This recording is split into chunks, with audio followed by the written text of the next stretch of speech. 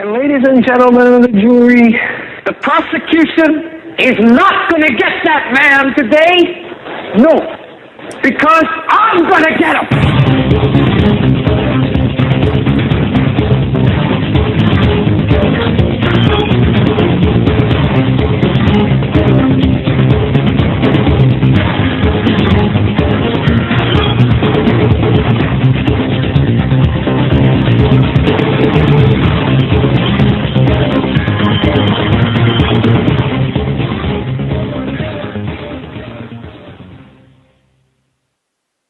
This is the Hagmann and Hagmann Report for today. It is Monday, March 25th, 2013. I'm Doug Hagmann. I'm the co-host along with my son, Joe Hagmann. Together, we are the Hagmann and Hagmann Report. Folks, you're about to hear count them, 3 hours of unbiased and uncensored news and analysis information you need to know in these very perilous times. We broadcast live each and every weeknight from 8 to 11 p.m. Eastern Time. We're heard around the world via internet, via the Blog Talk Radio platform on the internet. And we want to thank each and every one of you for joining us. Our home base, of course, is HomelandSecurityUS.com. That's HomelandSecurityUS.com. And we are also simulcast in high-def video and audio on via the Christians United Broadcasting Network at Homeland Security US, the number 1.tk. Joe, welcome to the program tonight. Glad to be here. It's been a very eventful weekend as far as news and disinformation is concerned. And we had several conversations throughout the weekend where I'm calling you saying, hey, did you hear this? Did you see this? One primarily being the rumors of Assad being assassinated, which we can still neither can really confirm or deny because we haven't seen them and that nobody's produced them that I know of. But from all we can tell, it's a rumor, or it's a rumor for now. Well, I wonder how many people have been kept chasing their tails, chasing after this rumor, reporting the rumor as fact or reporting the rumor as a rumor. To what end? To what end? And frankly, it's looking at this based on the power structure, it really wouldn't matter. It matters in the larger sense, in the larger scheme of things, but at this point, it really doesn't matter. It would be like a weekend at Bernie's scenario with Assad and Russia and Putin. That's with respect to that. Now, folks, if you noticed during the last several days, there was talk of a chemical incident, of course, in Syria. It was a chlorine-based type of a bomb, think swimming pool material, chlorine. That's what we saw happen. Nothing of significance. But what this is being done, and really people have got to understand what the mindset here is. This is to put the public, the mind of the general public, the minds of people into that area of thought of chemical weapons in Syria. The Syrian anti-Assad rebels, backed by the United States, and even more importantly, folks, understand this, France, but to a larger extent, Great Britain. The anti-Assad rebels have control, or are attempting to have complete control over chemical weapons. False flag operations set off in Syria to make it look like Assad is gassing or setting off chemical weapons. Of course, this would bring NATO, and it would involve NATO and involve the United States. This is the plan. And I'm glad to see a lot of this is transparent, because the more we talk about this, the greater the exposure. Perhaps we're changing the agenda just a tad. If at the very least, I saw Drudge reporting this about the rebels having the weapons, as opposed to Assad having set off a chemical weapon. But watch over the next 30 days some type of, dare I say it, a blood sacrifice somewhere, perhaps in Syria, that will set off a chain of events that will usher us into or closer to a third World War scenario. Remember, World War III is going to start in this area, and most likely with Syria, as we said. The architect of the Syrian opposition against Assad is Barack Hussein Obama, the United States State Department, and everything that Obama is doing with the Muslim Brotherhood. Did you see, Joe? Did you see that photograph of Assad or of Obama with Abbas underneath the banner of Yasser Arafat? No, but I did hear somebody, I think it was Sean Hannity, comment on the fact that when he was speaking at Georgetown University, that he wanted to cover up the cross and the religious symbols in the room. He did cover the cross and other religious symbols in the room, but yet he was happy to stand under that picture. Yeah, it's and people have to really understand the significance of this. You know, Mubarak, back in 2009, when he spoke at the University of Cairo, Mubarak advised Obama not to invite the Muslim Brotherhood to that speech, not to acknowledge them, not to advise them, because to do so would be to empower them. And Mubarak knew the potential for radicalization, or knew how radical they are, and pleaded with them, saying, "Don't do what you are about to do. It will ignite the Middle East." And look what happened. Of course, Mubarak, he's out. The Middle East is on fire, and that's the dirty little secret. It remains on fire.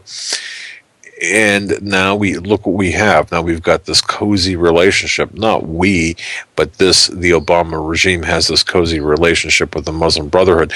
And by the way, don't forget too, Obama is certainly responsible for this, but don't forget the run-up to this with George Bush and his good friend and still relevant individual within the GOP, or within the conservative circles. I shouldn't say GOP, but within the conservative circles, Grover Norquist, who really set the stage and allowed Obama to come into office, and to do what he was doing. I mean, the Islamic agenda under Bush was actually set by Grover Norquist.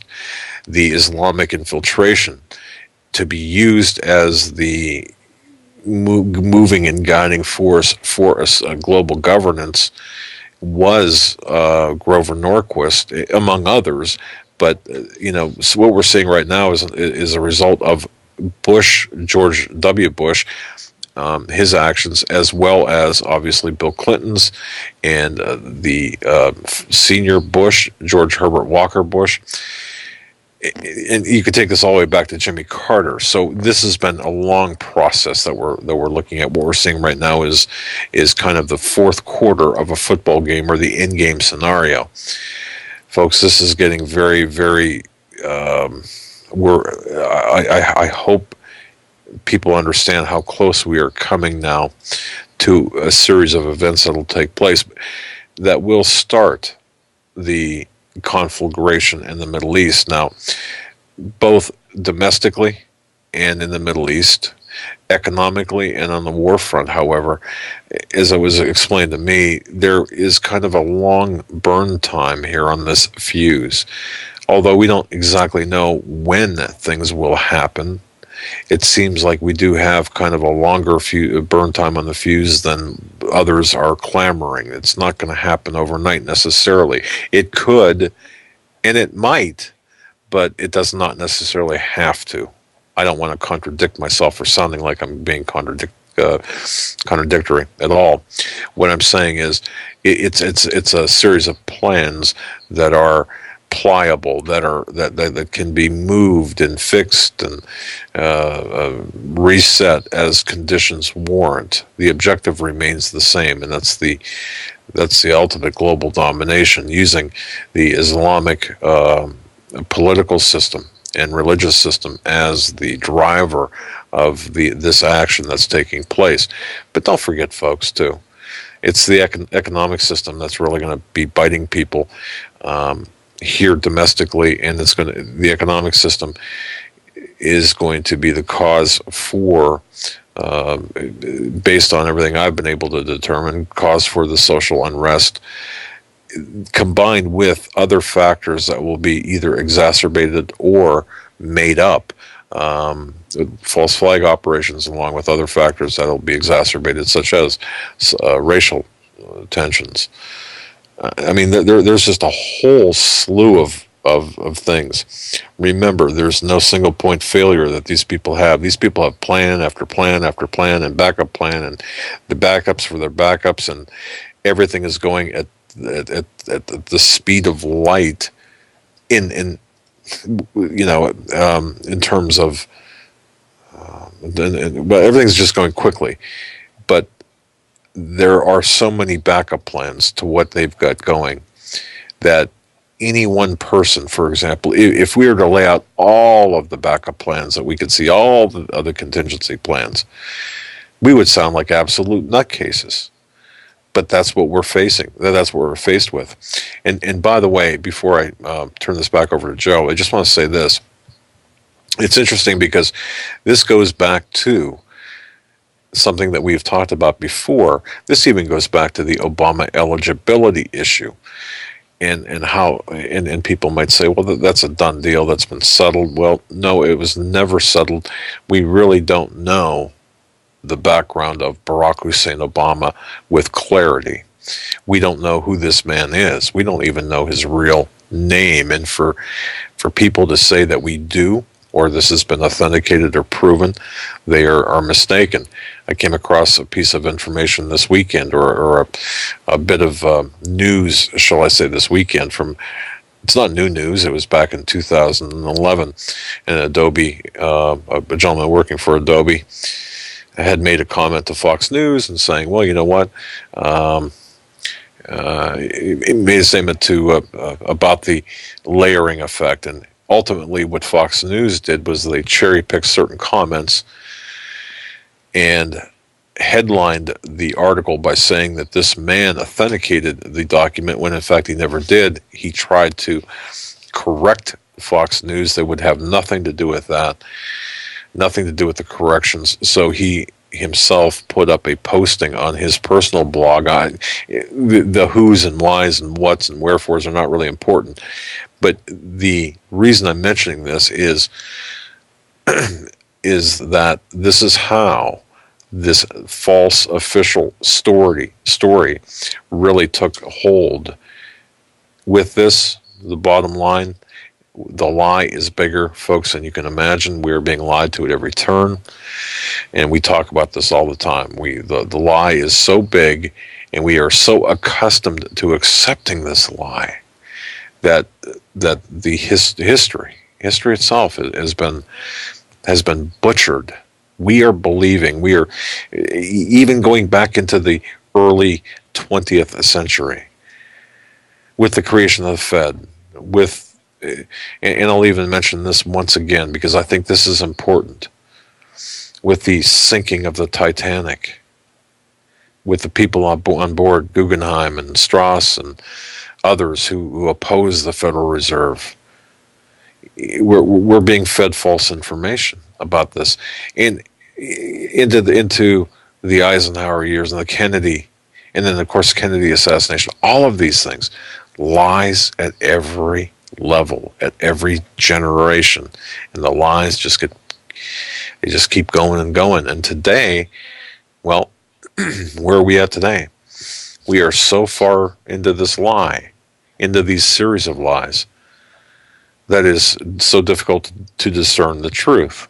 And that's why when we do a program, and we do these programs, the truth lies in looking at everything we see through the Word of God. And if we don't filter out what we see through the Bible, for example, boy, would we be lost. So I got kind of off on a tangent there from the real news. We do have lots of news on Syria, on the economy. And this first, though, U.S. unblocks $500 million in aid for Palestinians. The State Department spokeswoman Naland says aid money frozen by Congress for months has been freed up as the Palestinian Authority faces the worst economic crisis in years. The U.S. has quietly unblocked almost $500 million to the Palestinian Authority, which had been frozen by Congress for months, a top U.S. official said Friday. The news that the funds had finally been freed up came after U.S. President Obama met top Israeli and Palestinian leaders on a landmark visit to Israel and the West Bank earlier this week. The Obama administration also notified Congress in February that it was seeking a further $200 million to fund the U.S. Agency for International Development Programs for the Palestinians. The sum compromises some $195 million in aid allocated under 2012 budget, $100 million earmarked especially for narcotics control. The second sum of $200 million unblocked and available to the Palestinian Authority will come under the budget of 2013. And they say that the Palestinian Authority is facing the worst economic crisis in years. And it goes on to say that Congress froze the U.S. administration's request for funds, and Israel, which strongly opposed the move, said it was suspending the monthly transfers of the tax and tariff revenue it collects on behalf of the Palestinian Authority. Earlier this month, in a report by the Palestinian Authority, it urged the world to step up financial aid and press Israel to allow economic development, warning of a political collapse due to the Israeli strangulation. Obama met Abbas in Ramallah, in the West Bank, Thursday, as part of his visit to Israel and the Palestinian territories, accompanied by Secretary of State John Kerry. John Kerry has pushed for the funds to be released since taking up his position on the 1st of February. Also, in other news with Syria, going back to Syria, we have a lot of news there. One, it's been confirmed that the U.S. has been giving weapons to Syria, tons of weapons, I might say, and also the CIA aids. Literally, by the way, tons of weapons. I think 30 to 40 million tons of weapons. The CIA reportedly has a hand in the clandestine supply of arms to Syrian rebels by Gulf states. At least 3,500 tons have been delivered, some ending up on the black market, with the Turkish government an active player, a media report says. Now, where did we hear that before? This stemming back to the Benghazi situation. Exactly. No, you're right to point that out. And how many people have pointed that out? The connection between Turkey and Syria, and the connection between Benghazi and Turkey. How many people know who Ambassador Stevens was meeting with that afternoon? Well, yeah, we do, and of course we've talked about this on our show, and we, I should point this out. We're picking up new listeners all of the time, and just for the new listeners, folks, I am compiling a kind of a guidebook for Benghazi, and it'll be made accessible on our website, HomelandSecurityUS.com, tomorrow. I can guarantee you that. I'm just what I've done is just indexed all of the Benghazi files into one document, and you can read the you'll be able to read it. It's probably around 8,000 words. It's a compendium of the articles, but it's important because it gives you a blow by blow description of the agenda, the plan, what happened, and why it happened. And the why it happened is really important because and the cover-up, too. The cover-up leads us directly back to the head of the CIA, current head of the CIA, Mr. John O. Brennan. It goes on here, while the help from the CIA and Arab governments, as well as Turkey, have sharply increased their military aid to Syria's rebel fighters, aka Al-Qaeda, in recent months, expanding a secret airlift of arms and air traffic. Interviews with officials in several countries and the accounts of rebel commanders back this up. Now, the airlift began on a small scale in early 2012 and continued intermittently throughout last fall, expanded into a steady and much heavier flow late last year. The data shows it has grown to include more than 160 military cargo flights from Jordan, Saudi, Qatari, military-style cargo planes landing in airports in, let's see if I can pronounce this right, Ankara? Ankara, yeah. Ankara. That's right. You got it. Listen Esenboga. You got it. To a lesser degree, other Turkish and Jordanian airports. It goes on to say the New York Times piece attempts to spin the America's role in arming militants in Syria.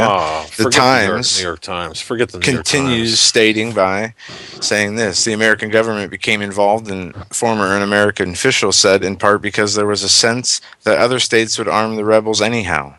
The CIA role in facilitating the shipments, he said, gave the United States a degree of influence over the process, including trying to steer weapons away from Islamist groups and persuading donors to withhold portable anti-aircraft missiles that might be used in future terrorist attacks on civilian aircrafts.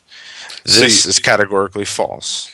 Exactly. And folks, here is the big thing about this. And this, few are talking about this.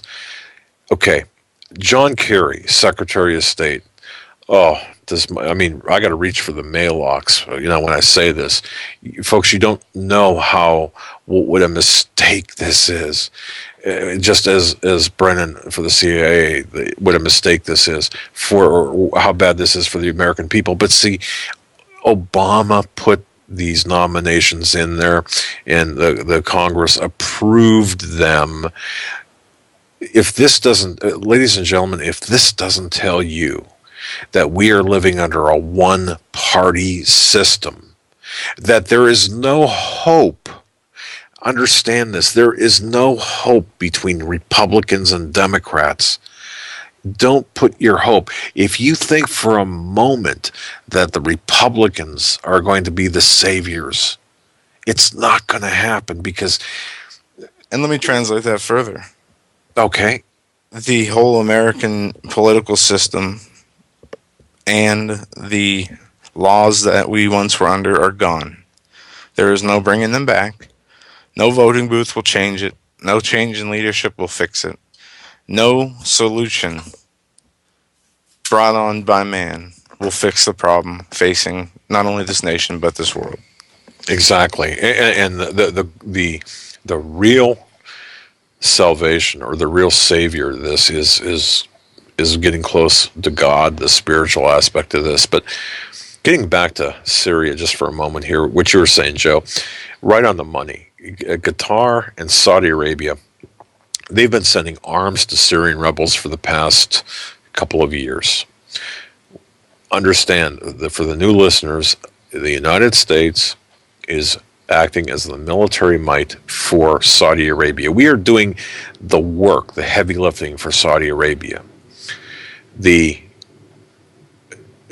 also have to remember too, and this will be, or this is in the Benghazi series, that don't forget Valerie Jarrett was heavily involved in the planning of certain things during the back in October, around October. Valerie Jarrett was in Qatar meeting with some Iranians, but that does have, I kind of got ahead of myself there. Just keep that in the back of your mind for right this minute. But what America is doing here, America is, at this particular point in time, is sending, quote, humanitarian and non-lethal aid to the Free Syrian Army. This is what the State Department is saying. But they're providing training for the anti-Assad terrorists across the border in Jordan, okay? This is spilling over into attacking Israel, or attacks on Israel. The blowback is against Israel, but there's also going to be a blowback here in the United States when this whole thing lights up in the Middle East. So not only do we have to be concerned with the economic issues that are coming our way, this economic tsunami that's coming our way, we also have to be concerned with the blowback from the Middle East that we created, much like we created in the run-up to the 93 and even 93 World Trade Center bombing, and even the even 9/11. So when I say we, I'm talking about this regime, and even to a lesser extent, but still a very important role, the previous administration under George W. Bush, although that was not as in full swing as it is today. Bush has blood on his hands. I'm sorry to say it. Yeah, I got to tell I'm you, not man. sorry to say it, and I haven't been before. Clinton, Bush 1, Bush 2. I mean, all these presidents, especially the latter Yes. ones. You look at Bush and 1 in the Panama drug running operations they conducted. Bill Clinton was involved in that also. Bush 2 with PNAC, nation building. Continuing with the Dick Cheneys and PNAC and the neocons to continue to expand for more into the Middle East, more into Africa, expanding their partnership with Saudi Arabia and control of these regions. It is not only nation overthrowing and rebuilding governments we are seeing strategic chess places being put into place for when things are ready to happen and go hot. And when I say things, I mean a world war. Will there be a World War III, or is it all just hype, a distraction? Will there be an economic collapse, or is it all a distraction? These are things and questions I've been asking myself over the weekend, but regardless of if they're a distraction or if they are something that we need to watch for, I would say it's a bit of both. All these things are of this world. They do not help us with our salvation. They do not help us grow. I'm going to disagree with you on this, though. No. I have to disagree with you on this. None of this is a distraction. What we're talking about is not a distraction. World War III, that would be the ultimate distraction. We're talking about a distraction in the Third World War. Yeah, that's more than I would say. That's a little more than a distraction. Well, it's a distraction. At the same time, it's serving a purpose. Why is the New World Order doing what they're doing? What is moving them to do it? Now, follow my logic here. Okay. These people want to, in their own words, stated publicly, even maybe for reasons that serve their agenda or not, exterminate most of the people on the earth and make themselves live forever. Now, these people are killers by nature. So after they kill all the useless eaters, as they dub us, from across the world, there's not going to be people left to kill except themselves, right? If we're looking at this just from what they plan and the outcomes they see from their plans, not from anything else we know. Through the Agenda 21 plan, they just want to exterminate people, have all the land, money, and resources for themselves. Okay. Have the ability for life extension and possibly to have their physical bodies live forever on this earth. Right?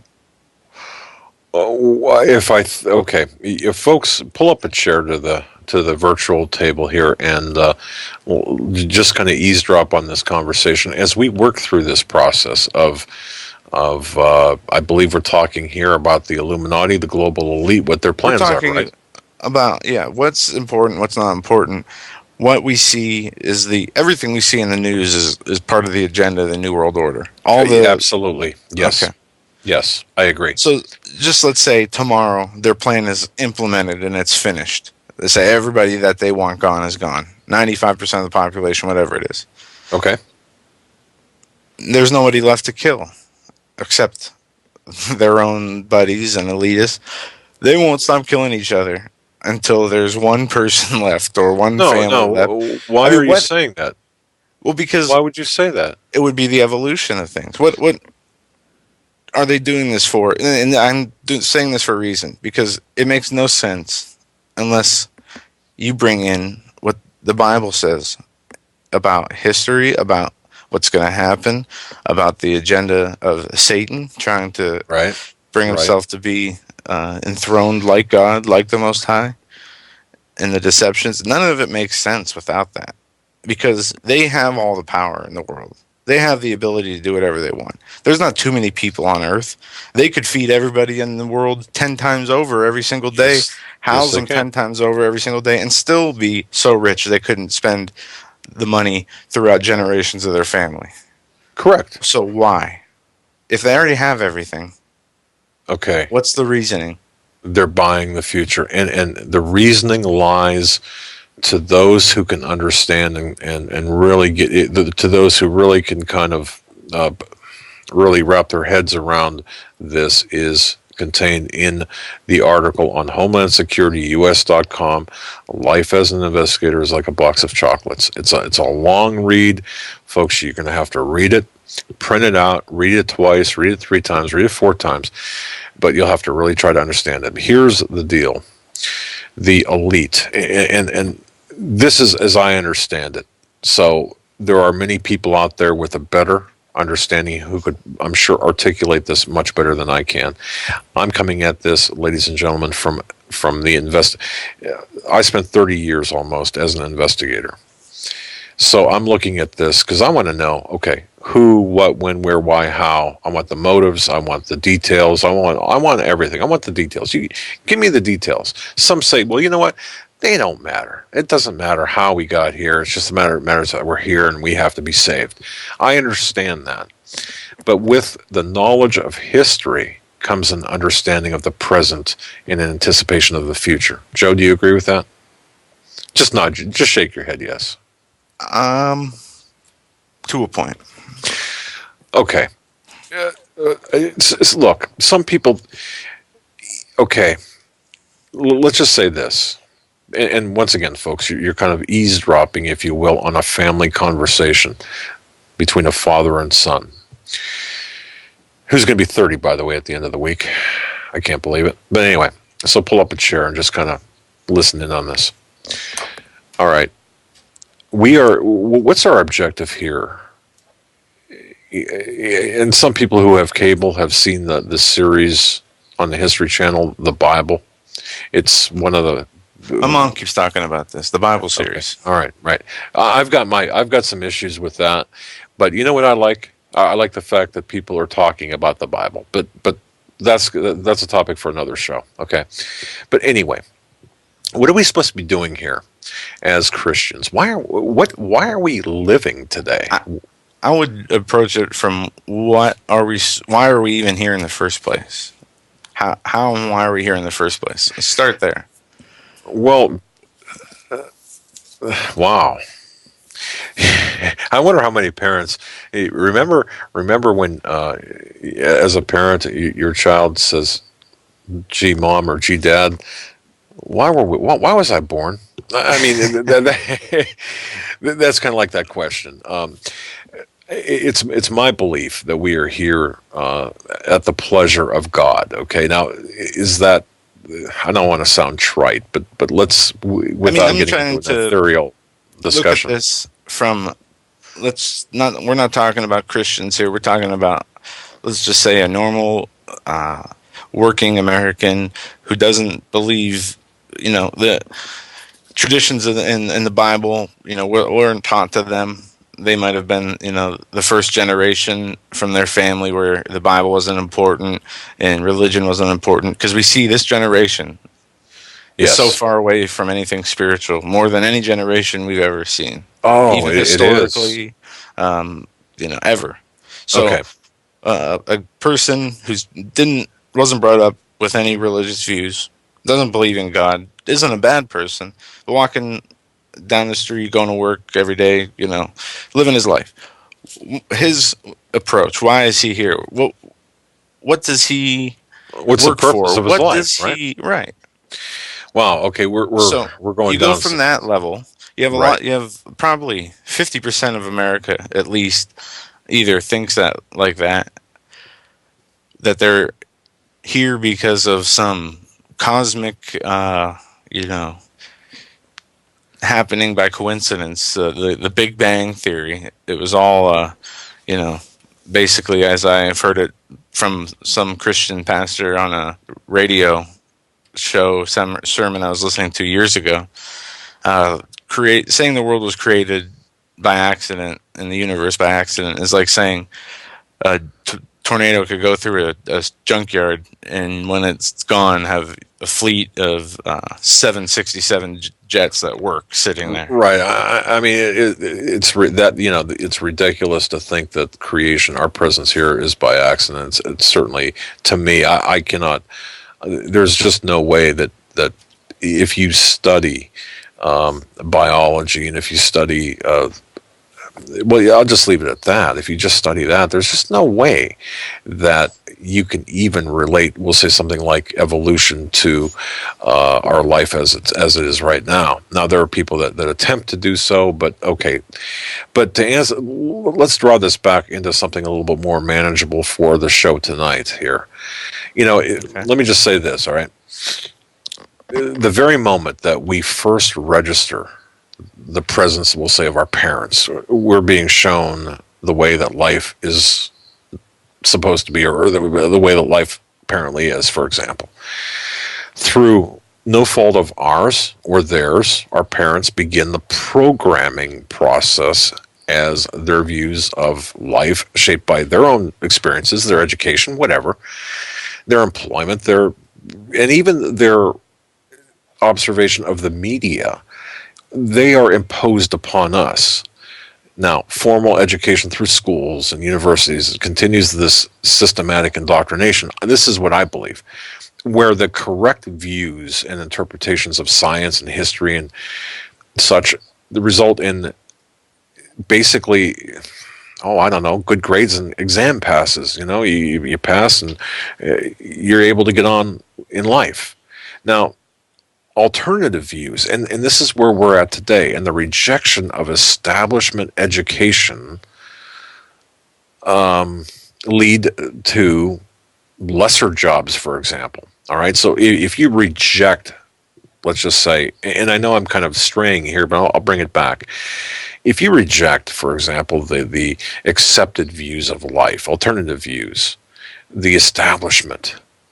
When I say establishment, I'm not talking about the '60s stuff. I'm talking about the basic views of how life is when you look out the window and see things, cars driving down the road.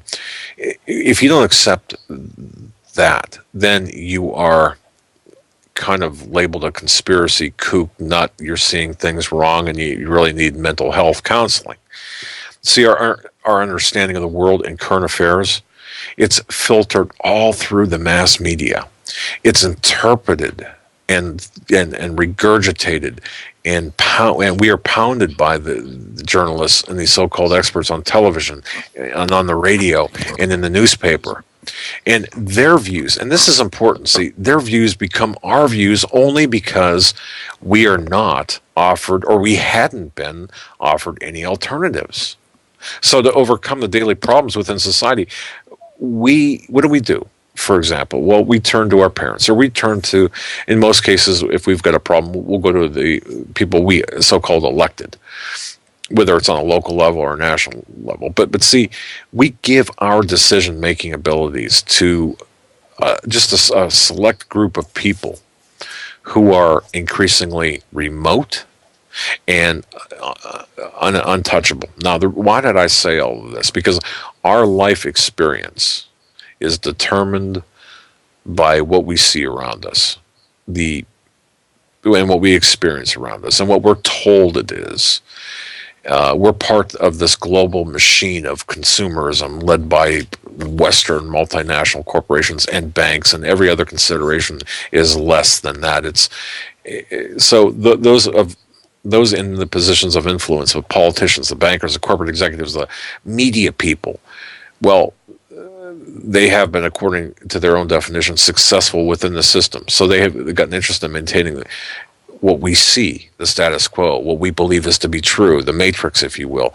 It's up to them to say that this is the way things work. So this framework, this very false framework, shapes every aspect of our life, whether it's education, the media, healthcare, cultural, sporting events, religion. It doesn't matter. Everything. Now, why did I say all that? Well, the vast majority of the world's population are sheep, just following the herd. You ask, well, what's our purpose? Well, no one really asks that question, do they? But whenever there is introspection, where do they turn? They turn to, well, do they turn to the Bible? No, they usually turn to the media. They turn to others, supposedly the learned elders, the people, whether they're in the churches or schools, universities.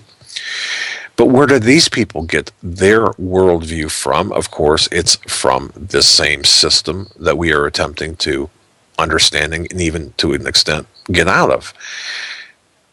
When we are shown, for example, if we've got a problem or a question, if we have got a question, any old answer to anything that, well, it's, we are provided answers that are not thought out answers. We're provided answers that have been passed on through time and reinforced by the very people I was talking about.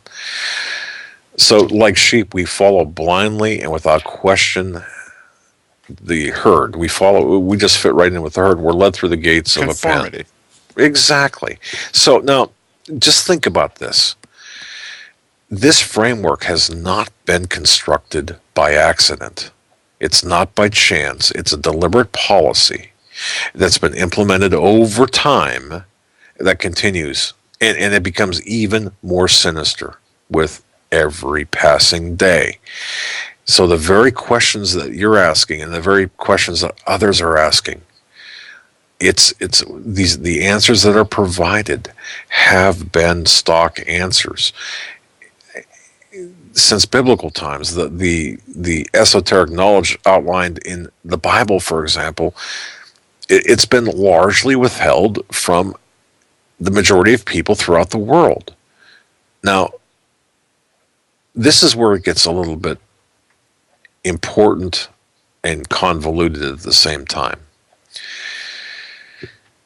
The people in power, the global elitists, now trust me and follow me on this one. They believe, and I was really praying about this before the show and thinking if I should even mention this. There is a belief system of this Atlantean knowledge that predates the Bible. Now think about that for a moment. The people in power today, when I say in power, I'm talking about the global elite. I'm talking about maybe the 3,000 people that run the entire planet, if it's that many. They believe that they are a remnant of this Atlantean pre-Adamic civilization. Now, it doesn't matter, ladies and gentlemen, what you believe. If you think that's kooky, it doesn't matter if you think it's kooky or not. It matters what they believe, because belief is the driver of action. So, to answer your question, Joe, they're acting on their belief that they are the descendants of these fallen angels, which they consider gods. And now we're getting into this Illuminati Matrix style mentality here. But it's important to acknowledge that. It's not even the Illuminati. I mean, we're talking about biblical. This is what is written in the Bible, that about where evil was spawned from, how it came upon the earth, exactly, and became part of mankind, and how these people who are evil or people on earth continue to be influenced by or choose to follow and accept the evil and be part of the evil to the extent that they carry it out. Well, now, yes. Yeah, there's no practical reason. And I mean, I was thinking this through my head all weekend. If the Bible wasn't true, if it was a complete fairy tale, as some people like to call it, or a made up myth, or as what Lenin put it, it is a Yes, an opiate of the masses. You're muted. Yeah. Basically, that it is a crutch for weak people. If that was the case, why is the New World Order and their goals set on demonizing Christians? Why is there so many Christians persecuted? I mean, and all across the world, we have all these nonviolent people who are Christians who want to live in peace, who do nothing but try to be self-sustainable in their villages that are overrolled by these militants in their country. No matter what part of the world you're from, there's regions, except right now the USA, but that's not to be too far out. But it's the attack of innocence, always. That attack of innocence, that constant attack of innocence, like we say about Israel, why would the whole world hate and attack this one little piece of land? Well, why would all these people, no matter if their background religion is communist or political ideologies or communism or not socialism or Americanism, whatever, in their religions being atheist, why are atheists killing Christians if the Christians aren't doing anything to the atheists? Okay, all right. Why are they? Yeah, I understand. I don't mean to interrupt because you can go on with why, and I get that. And I think, ladies and gentlemen, I think this is probably, to me, one of the most important discussions anyone could have about this, because we're touching the third rail. Joe, you are grabbing the third rail, man, with both hands. And so am I. And so is every listener, by listening to this and by talking about this and by addressing this, because this is the third rail. This is the reason. You see, we can look at the news and what's going on and try to make sense of it from a lay perspective, or from a non-Christian perspective, or from a non-biblical perspective. But it's the biblical perspective and the Christian perspective that adds that dimension, the dimensionality to what we're talking about. Because the very people who, for example, the very people who start the wars, who move the chess pieces, are doing so from a position of their perceived superiority over the masses. They believe that they are the rulers or descendants of the rulers of the past, and a lot of people don't get that. But they're buying the future. They're looking at us as worker ants, as nothing more than cattle, as the uninitiated, the unwashed masses. And this is really at the core of the globalists. This is what drives the globalists and the people, whether it be the people in the UK or the US. This is what drives them. This perception of deserved superiority because of this generational inheritance. And this would explain too, Joe, why, and listeners, why there's such interbreeding among the Illuminati, or among the families like the Rothschilds and the Rockefellers, because they want to keep their bloodline pure, because they know. I mean, this is the ultimate. We can't even have seriously, folks. We could not have a discussion about the Bible without really acknowledging this what we're talking about right now. If you really want to know. I mean, this is my belief. The Bible this is what the Bible is based on. When I say based on, this is what's involved in the Bible, is this Luciferian element versus the good element, the seed of Adam, and the promise of our salvation, versus the disruptors and destructors. At least that's how I mean, this is how it works out in my mind. And maybe it's not, or maybe I didn't articulate it properly. But that's so. You ask, well, why? Why after World War I were the nations of Europe and the Middle East split along arbitrary lines rather than tribal lines? When they knew, the very architects of those borders knew that by separating the nations in that fashion, it would lead to a Second World War. And after the Second World War, virtually the same thing. They did the same thing, knowing that, of course, it would lead to yet another war or continuing or perpetual conflicts. Why? Well, because of the plans, the end game plans.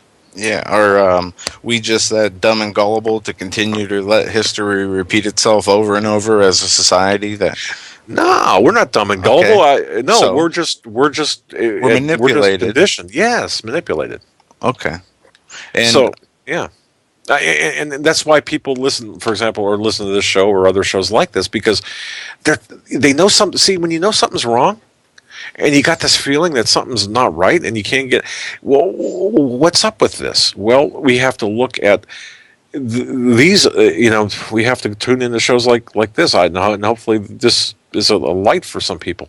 This is a Luciferian versus God situation, and the people that are the real people, the flesh and blood people, the mortal people, the leaders, the global elite, the people that we can poke in the eye and say, it's you're a bad person, or your actions are bad, or whatever.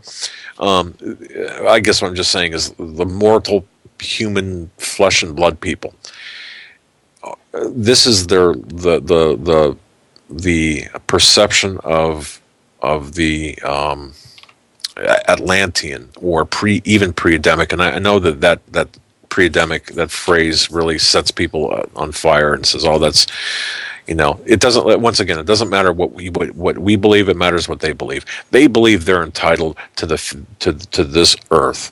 They believe they are ensuring the future. And if you really want to get deep and dark into this too, for example, remember the comparison to Obama and the pharaohs of Egypt. There are people like Obama. I'm not saying Obama himself, but people like Obama who believe that they've actually can be after they die, because consciousness, of course, resides outside of the body. They can actually become pharaohs, but that's kind of going off on a tangent. But the bottom line is this: it's the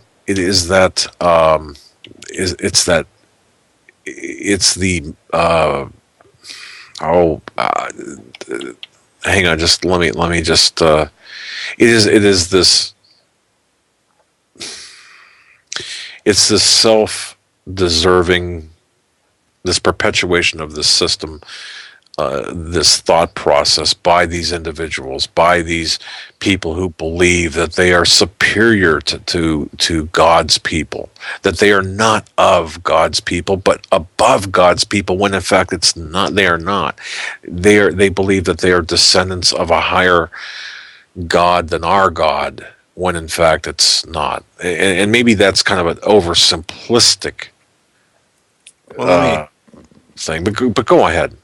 From Ignatius Salone, he wrote a book, Bread and Wine. It describes the all-pervading tentacles of terror. This is a clip or a quote out of the book talking about secret police and informants and pretty much a fascist police state, totalitarian system. It talks about the informants are everywhere. They are legion, whether they work for a miserable compensation or whether their only incentive is the hope of advancement in their careers. This state of affairs, which is the having informants in every section of every big factory, bank, major office and level of society and government. So having these informants, this state of affairs spreads suspicion and distrust throughout all classes of the population. On this degradation of a man into a frightened animal who quivers with fear and hates his neighbor in his fear and watches him, betrays him, and sells him, and lives in fear of discovery. The dictatorship can be based. The real organization on which the system is based is the secret manipulation of fear. That from Bread and Wine, written by Ignatius Salone. I gotta tell you. I gotta tell you something. I believe that to be the case. Fear is a great motivator. Fear is a great.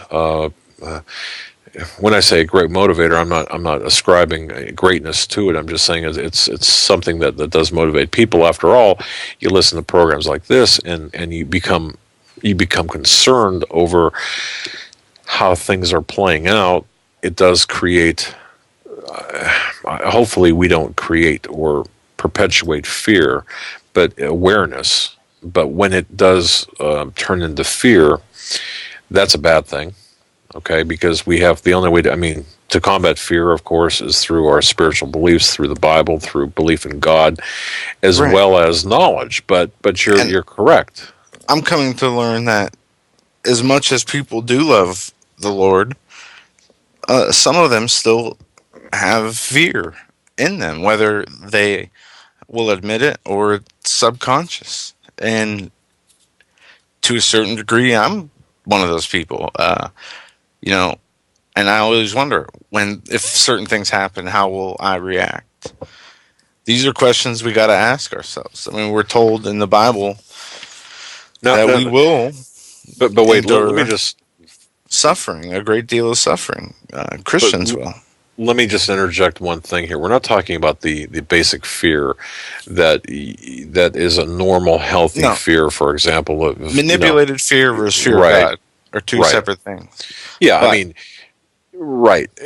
We're not talking about the fear of. I mean, to be human when you're a human being, it's normal to have fear of, let's say, getting hit by a bus, especially if you're standing in the middle of the interstate, during or Long Island Expressway at 3 in the afternoon. Okay, so yeah, it's healthy to have a fear of getting run over. However, you shouldn't put yourself in that position at 3 o'clock in the afternoon. Okay, so that's not the fear we're talking about. The fear you're talking about, if I'm understanding this, is not trusting enough in God to deliver us from what's coming. yeah, well, what I was wanted to get at was fear of, first of all, why are we afraid, and what are we afraid of? Are we afraid of the government's oppressing us to the point where they're, running purges and of the Christians and the rest of the people on this earth so they can do what they want? Are we afraid of not having enough for ourselves? Are we afraid of, what are the general fears people share out there? But then taking it further, are those fears based on what our priorities are for ourselves and our ambitions, what we want for ourselves and our future, or are they what God wants for us? And most of the, at least in my own case, none of my fears come from what God wants for me or what God wants me to do on this earth.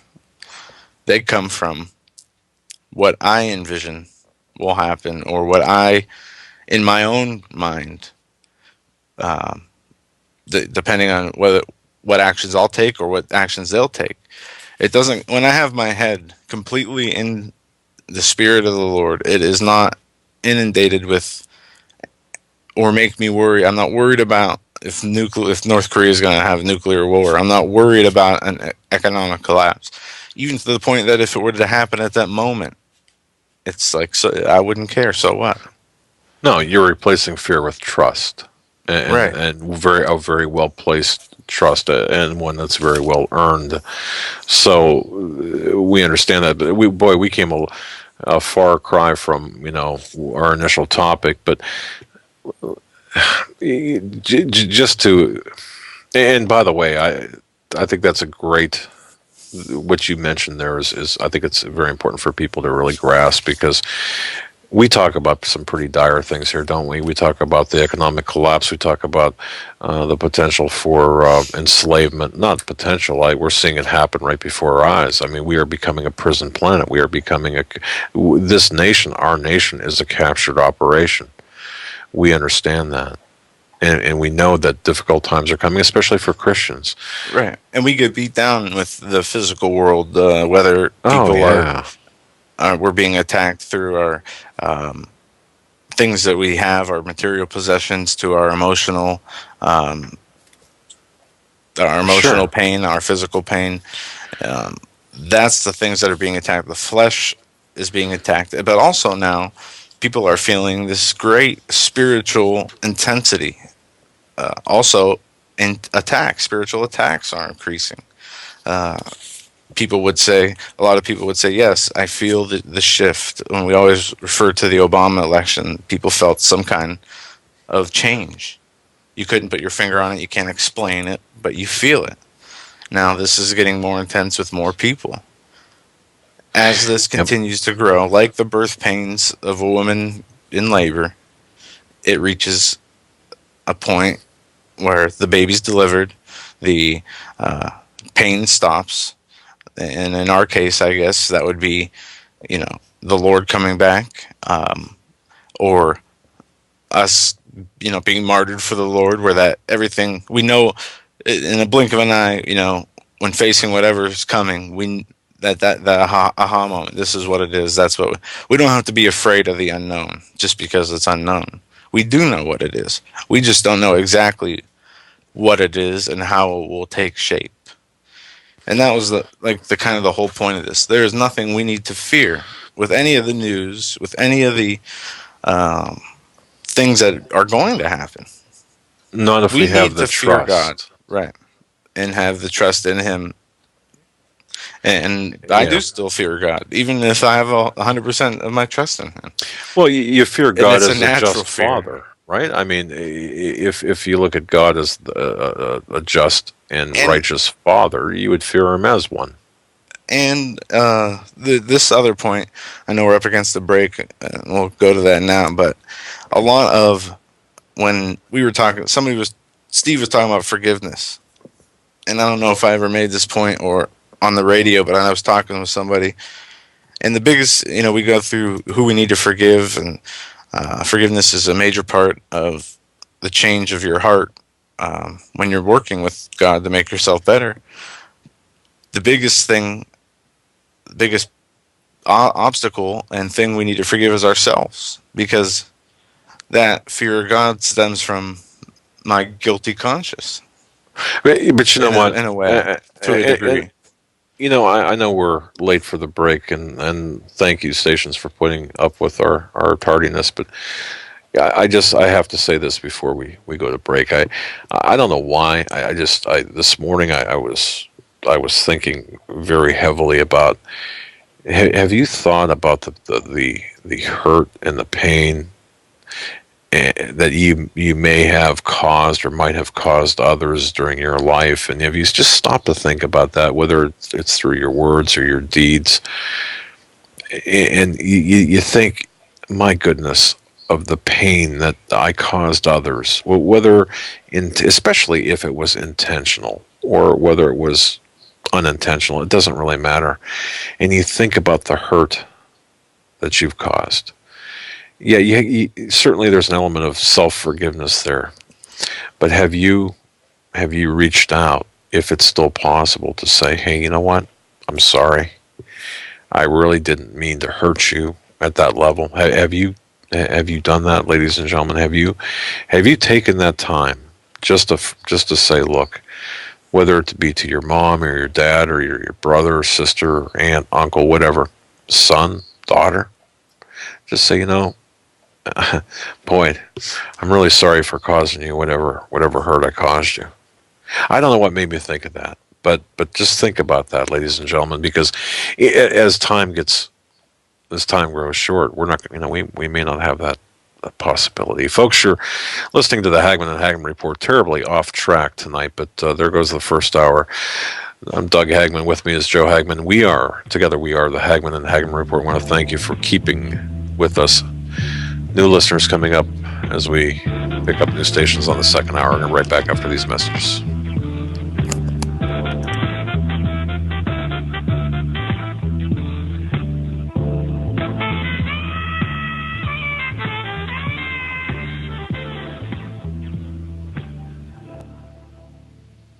Hi, folks. Doug Hagmann here. You might know me as the co-host from the Hagmann and Hagmann Report, or as a frequent guest on Coast to Coast AM with George Norrie. If you're like me, you're tired and confused over today's headlines. You just don't know where to turn for accurate, concise information about really what's going on, what's truly going on in today's society. If you don't know where to turn for accurate, well-researched, and properly vetted news, I've got a suggestion. In fact, it's a requirement. Bookmark Canada Free Press. That's CanadaFreePress.com on the internet. It's just not for Canada. It's for news across the world. Judy McLeod, founding editor, has put together a vast array of talented writers like Kelly O'Connell, Daniel Greenfield, Dr. Eileen Johnson-Powell, a lot of guest columnists, very talented writers. Folks, that's Canada Free Press at CanadaFreePress.com. Now mobile friendly. Follow on Facebook, because without America, there is no free world. Survival of the fittest. In any and all situations, survival is your number one priority. That requires being tough and thinking smart. And the folks at Freeze Dry Guy are going to help you do just that. They have a long-range patrol ration entrees, what they call the Brick Pack. When you're in survival mode, it is absolutely the best item for your survival pack or bug-out bag. You can go farther, faster, and carry more food with the LRP cold weather ration entrees. Not only do these long-lasting, durable entrees help sustain you or your family through the harshest environment or situation, they are by far the most delicious of their kind. No contest. With a variety of tasty entrees, you can't beat the LRP Brick Packs. Let Freeze Dry Guy help you in your survival situations. Go to freezedryguy.com. That's freezedryguy.com. Or call 866-404-3663. That's 866-404-FOOD.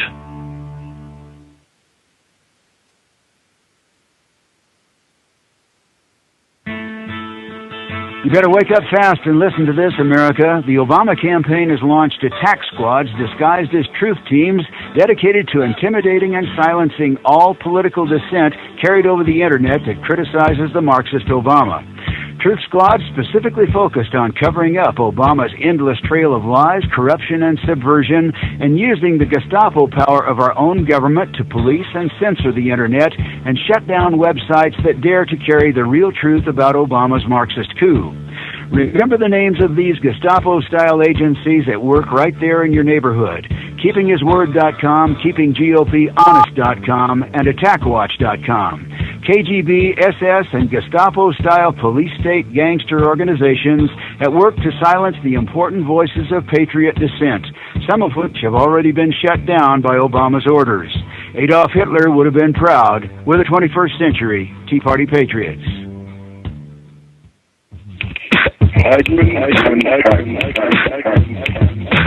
You want answers? I think I can tell you one. If I want the truth, you can't handle the truth.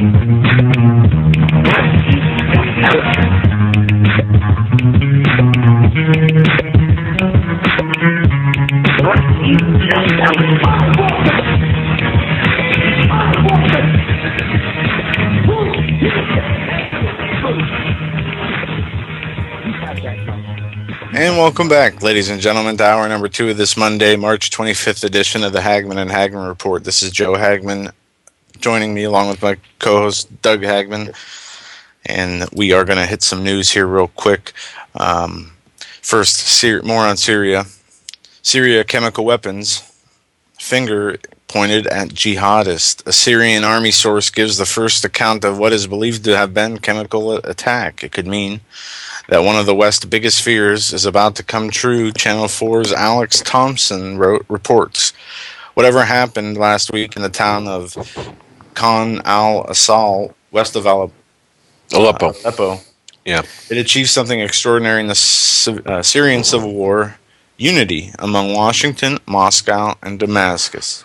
All welcome the rapid decision by Ban Ki-moon, the United Nations Secretary General, also a terrible tyrant, to investigate an alleged chemical attack reportedly killing 26 Syrian soldiers. Unusually, the request for that investigation came from the Syrian regime, which claimed that the Islamic jihadist rebels launched the chemical weapons attack. Since then, precious little evidence in any way has come from the area, despite an awful lot of diplomatic noise around the world. However, a source close to the Syrian army has given Channel 4 News the first clear account of what he claims is believed to have occurred on Tuesday. It is trusted and reliable source who does not wish to be identified says the Syrian military is said to believe that a homemade, locally manufactured rocket was fired containing a form of chlorine known as Cl-17, easily available as swimming pool cleaner. They claim that the warhead contained the quantity of the gas it dissolved in a dissolved saline solution. But either way, we have weapons. We know the Al-Qaeda Syrians have been given all this aid, these weapons from the U.S. and NATO agencies. Now think of this scenario. A level 4 biohazard lab in Texas loses a weaponized virus. It goes on, this article from RT says, whatever you do, don't go making out with any mice for a little bit. A Texas laboratory has misplaced a small vial containing a rodent-borne virus that has been linked to several deaths. That whole sentence there, just so you know this, that whole sentence there is mired with mis and disinformation, because that virus that has been identified as missing has a mortality rate of 30% or 40%, depending on who you ask. It is transmissible between humans. It is not just mice or rodents that carry this alleged virus, this alleged that is allegedly missing. So, we're not being told the truth on this. Why, ladies and gentlemen, are we not being told the truth about what is taking place at these level 4 these higher level bio facilities? That's the question that needs to be asked. But don't believe that this is a that the transmission between, or that this is an innocuous virus that's missing. So I just want sound is transforming as you speak. Okay, that's what I was trying to do during the break here because of the extra load here. I need to reconnect somehow. So as you do as well. Rejoin. With Christians United, right? Just you can hang up and hit join call again. With the current call. Yeah, I try to do this. Is this better? Because I know it's different. But that's different. I know at the top of the hour that things go a little bit hairier, to the left sometimes. All right, you try it again. What I'm going to do is cue up this audio here. What's happened in Syria is that the opposition has elected an interim prime minister. This from Al Jazeera. Syria's new prime minister, at least as far as the opposition in exile as well as their international supporters are concerned. Hassan Hito's first priority, forming a cabinet. Based inside Syria, the interim government will need to establish legitimacy with people living in the 60% of the country estimated to be under control of anti-Assad forces. Tomorrow there will be a speech, and you will hear through the speech the program and an introduction of the highlights of the plan for the near future. From the general who represents the majority of the armed groups fighting the Assad regime, there's a promise of loyalty. We in the Free Syrian Army look to the government as a political umbrella for us, and we can ask the government when we have this government to support us with everything what we need in our struggle and in our fight against the dictator regime in Damascus. But Idris can't speak for the small number of well-armed Islamist groups, and that's what worries foreign donors. There's a hope amongst delegates here that having most armed fighters under the umbrella of this new interim government will persuade the US and European countries to supply weapons to anti-Assad fighters. They've been reluctant so far, fearing those arms will fall into the hands of religious extremists. Some European countries are also worried about starting an arms race, but then Iran and Russia are already resupplying Assad's forces. Bernard Smith, Al Jazeera, Istanbul. So there you have it, an interim prime minister set up in Syria now, as the Assad regime is no longer in power. Well, apparently, that's what the media wants people to believe. Now, does this sound better? By the way, I just because of the load, ladies and gentlemen. We're thanks for bearing with us. We're growing. We're reaching more people. This program is international in scope, and a lot of times. Sometimes we have to just recalibrate things, especially after the top of the hour. And I do want to say, too, this hour is being sponsored by Freeze Dry Guy. Folks, if you go to HomelandSecurityUS.com, click on the banner for Freeze Dry Guy. I got to tell you, they've got a lot of specials for freeze dry food for April. And I think some specials still for March. I know that this is kind of a commercial. Well, it is because of the sponsorship, but I do know that if you contact Freeze Dry Guy, contact them, tell them your situation, whether you've got 3 people in your family or you're the only one or you got 15 people, it doesn't matter. He'll work with you and set you up on a good, solid package for freeze-dried food. Now is the time to order. And I was told, not by this gentleman, but I was told by another supplier that freeze-dried food is like ammunition, starting to become very rare, or it's I shouldn't say rare, but it's difficult to get certain items. So whatever you might do it as soon as you can. And while I'm on that topic, let me ask the question, ladies and gentlemen, what have you done this past weekend? Have you taken any steps this past weekend, even if it was a baby step, to maybe add to your preps, even if it was an extra can of soup? That's just one can closer to having a more full pantry, I should say. I just wanted to mention that. But yes, getting back to Syria, the interim prime minister set up via the jihadists, via the Muslim Brotherhood terrorists, essentially. This is the plan. But is Russia going to put up with this? We are fighting a proxy war with Russia, folks. Joe, I mean, what do you think about this, based on your research? What do you think about this? I'm looking back at this, the weaponized virus missing from a level 4 security all right, let's go back to that. A biosafety level 4 lab. They are biosafety labs under the U.S. Bioterrorism Act are primarily regulated and must be registered with either the Centers for Disease Control and Prevention or the U.S. Department of Agriculture. They handle the world's most dangerous agents and diseases. In fact, of the 4 labs, level 4, they're the most secure, right? I mean, they're the... Right. Okay. These designations can work with agents for which no cure or treatment exists.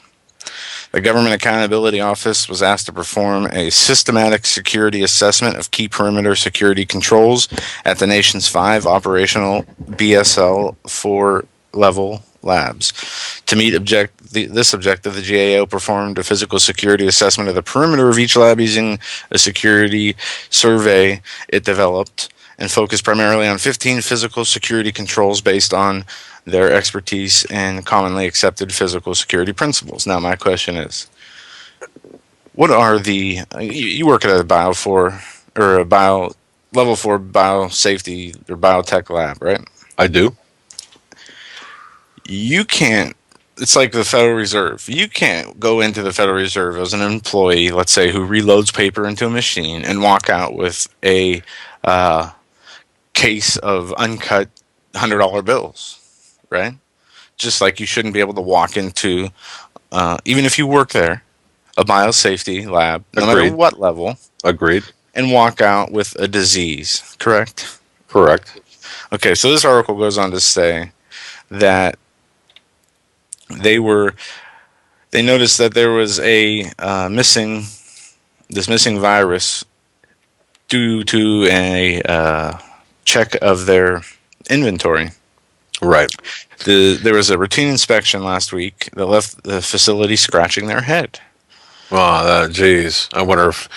Yeah, I won't even make a joke on this. Look, what they're saying is that this vial test tube contains a form of hemorrhagic fever, and they can't account for it, just as they can't account for the plutonium. This is a different, of course, situation, but not, you watch as the story evolves. It will likely turn into a bookkeeping or an inventory error. Oh, it was here. We just didn't, whatever. Listen to how this article continues. It goes on to say that they have a logbook of all viruses stored, and the logbook contains all the people, dates and times of the people who entered the labs and what they used and touched and when they left. Now it says this is the first time any vial containing a select agent has been unaccounted for at the UTBM, which is this University of Texas biolab. The CDC immediately and simultaneously began a rigorous process to ensure the safety of its researchers, employees, and the community. The UTMB has confirmed that there was no breach of the facility security, and there is no indication that any wrongdoing is involved. Well, that makes me feel better. Well, think about Plum Island, for example. Think about Lyme disease. And where it originated and how it was spread, and essentially germs gone wild. And if you look at the really horrific secrets that some of these locations hold, I think that we would the pathogens that are kept at these facilities. I had read just today during my research for the program. This is kind of off topic a tad, but think about this. NASA, for example, one of the most infiltrated departments of our government by spies, by Chinese and spies. NASA. What's going on with these labs and the security clearances? Obviously, there's a problem. We have a problem with not only inventory control and security, but we also have this need to allow anyone access to just about anything. And I say that not recklessly, but with absolute certain or with authority, because if you look at what's taking place at these labs, in fact, on I believe it was Conspiracy series. I'm not sure if Jesse Ventura did. Did Jesse this? Ventura. What's the name of his show? Let me grab this book. He did the Plum Island episode. Okay, that's where it was. Yes. And you guys ever heard of the Montauk Monster? Yes, the Montauk washed up Monster is Plum Island's about 40 some miles off the coast of Long Island in the Atlantic Ocean, or Long Island Sound there.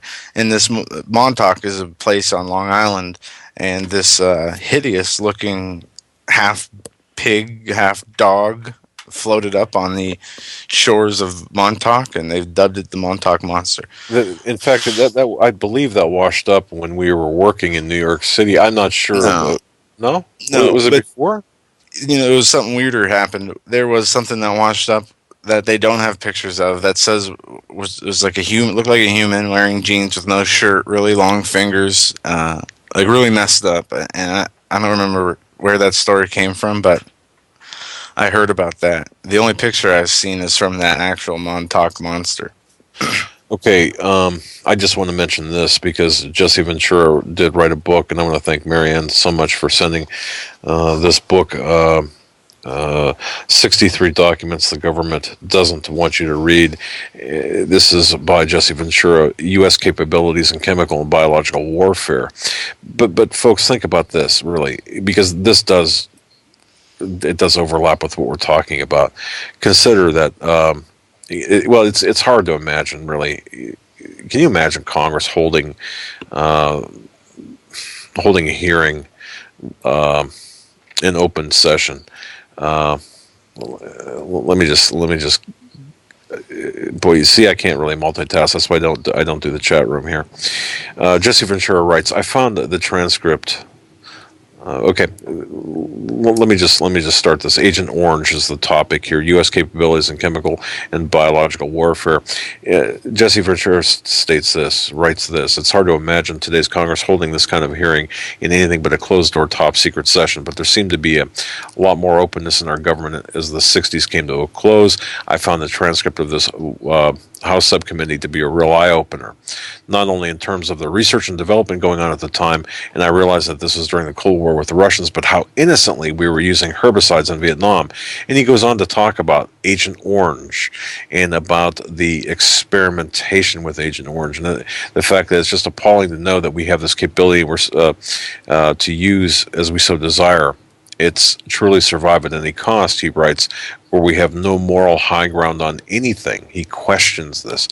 But the reason I bring this up is if you look at the Department of Defense appropriations for 1970, for example, the open source documents about chemical and biological warfare, holy cow, will this open up your eyes, the fact that we've got some of the most outrageously nasty and deadly.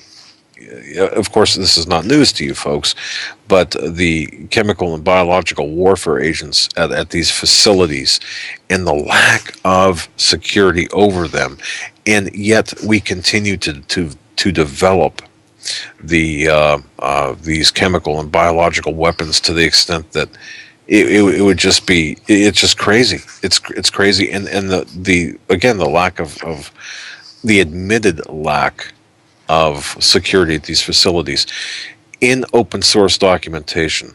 It extends for about 11 pages in his book, but about the development of biological weapons, for example, being extremely deadly, being extremely contagious, and in front of open source, in front of Congress, these people at these facilities saying, you know what, the controls aren't there. So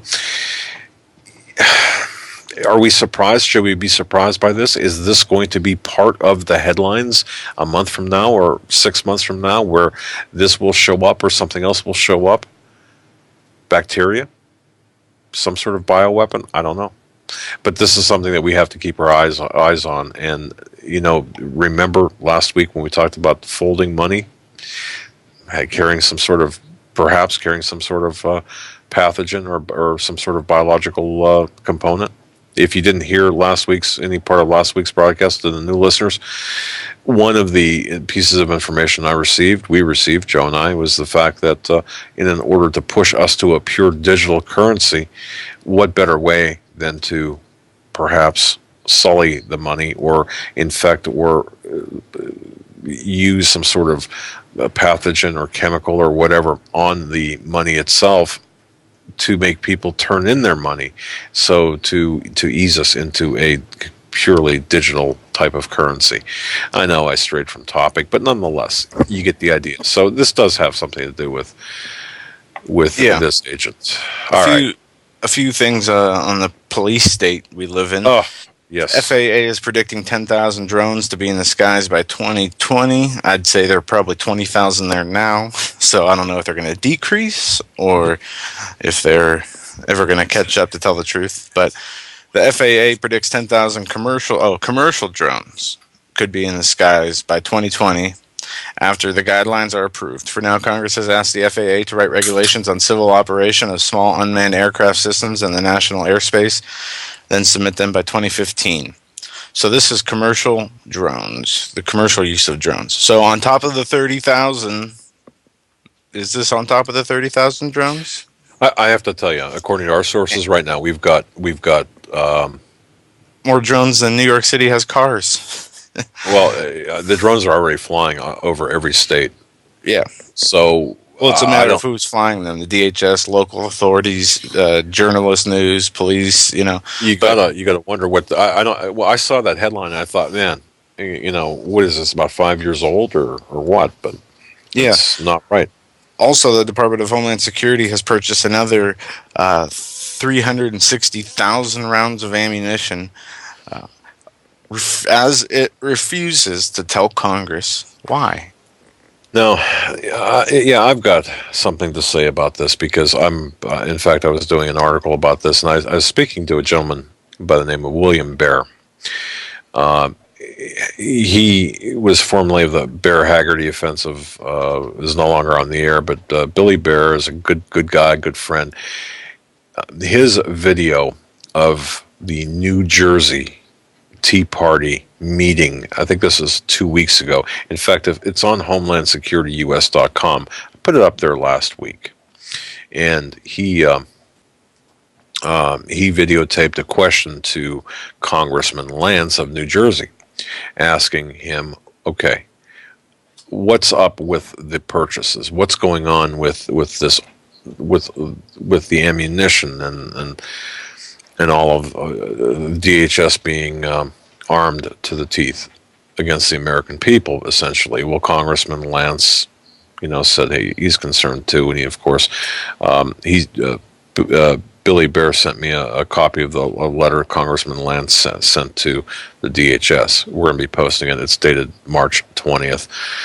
That said, folks, this weekend, the social media networks were just buzzing as a result of statements made by a retired U.S. Army captain. His name is Terry Hestelow. Folks, did you read about this? I know that this was on the DHS, retired captain DHS announcing a bold threat of war against U.S. citizens. Right, he was an Army captain talking about DHS. He's not DHS, involved in DHS, right. I'll post this in the chat room right now. Right. And in fact, his questions and his concerns and his assertions that the DHS, Department of Homeland Security, there's a bold threat of war against the American people. That if you were listening to Alex Jones this weekend, of course, Alex Jones had a special video alert, where he went in and talked about this. Well, the Department of Homeland Security, their recent armament acquisitions are, in fact, a prelude to war, a war against the American people. Questions regarding the arming of the Department of Homeland Security to alarming standards. Look, this has been a matter of concern and controversy for over a year. Why now? Why are we seeing this now? It's been not in the alternative media, but the question is, why are we seeing the concern today in the mainstream media? And I'm talking about like Forbes or The Atlantic, I believe it is, had reported on this. Why today, after all of this time? This would be, in my opinion, like all of a sudden Fox reporting on the eligibility issue. It doesn't really make sense after holding it so secret for so long. Now, folks, listeners to this program and readers of my investigative reports on HomelandSecurityUS.com and also CanadaFreePress.com know that we've been following this for a long time. I've addressed this through multiple contacts with my high-level DH insider source. And according to my source, we are now at the end game scenario. They are preparing for war against the American people. Yes, they are, but there's a difference. There's a difference today versus, we'll say, a couple of months ago. What is it? Well, the transparency is being lifted. And by the way, transparency. Or I'm sorry, the veil of the curtain has been lifted. Look at Bloomberg, what he said. The government has the right to infringe on your freedom. Mayor Bloomberg said on Sunday, sometimes governments does know what's best. And in those cases, Americans should secede their rights. Of course. Mayor Bloomberg, I will secede to you my 32 rights. Ounce, right? Your 32-ounce big gulp or whatever. No, I'll just secede myself from ever returning to your state again. How's that? Or your city. I'm sorry. But Cuomo's no better. I got a quote from Andrew Cuomo here that we can play. People who oppose gun control laws are paranoid extremists. New York Governor Cuomo told Susan Arbetter on Capitol Press Room this week that those who oppose gun control are paranoid extremists and conspiracy theorists. I think the paralysis in Washington on this issue is sad. Frankly, if this nation doesn't get it after Newtown, Connecticut, people all across the nation are begging their governments to respond. What the extremists do is spread fear and unrealistic theories of conspiracies and the citizenry that needs to be armed because the government is possibly tyrannical. And they need their arms to defend themselves against the tyrannical government. Cuomo continued. This is true at gun rallies. I've heard this slippery slope line of argument from multiple attendees. They view the right to bear arms as a kind of check against government power.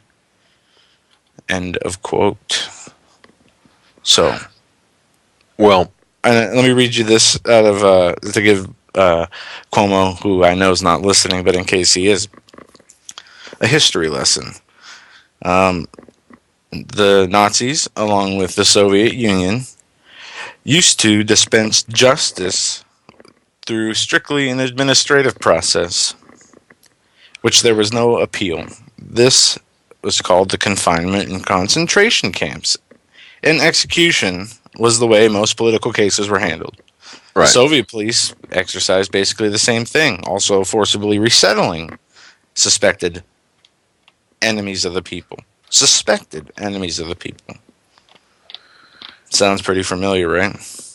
Well, presumption of innocence of an accused man was no longer the rule of law. They turned it into guilty until proven innocent, or guilty because we say so.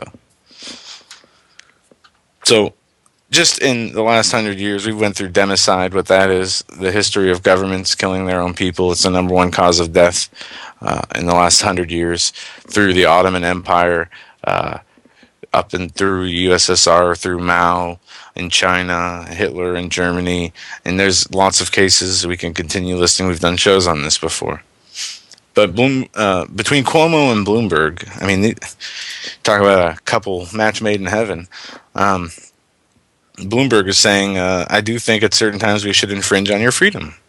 And he said that during his discussion on the soda ban that was just shot down by the courts. We think the judge was just clearly wrong on this, he said. Our Department of Health has the legal ability to do this. They're not banning anything.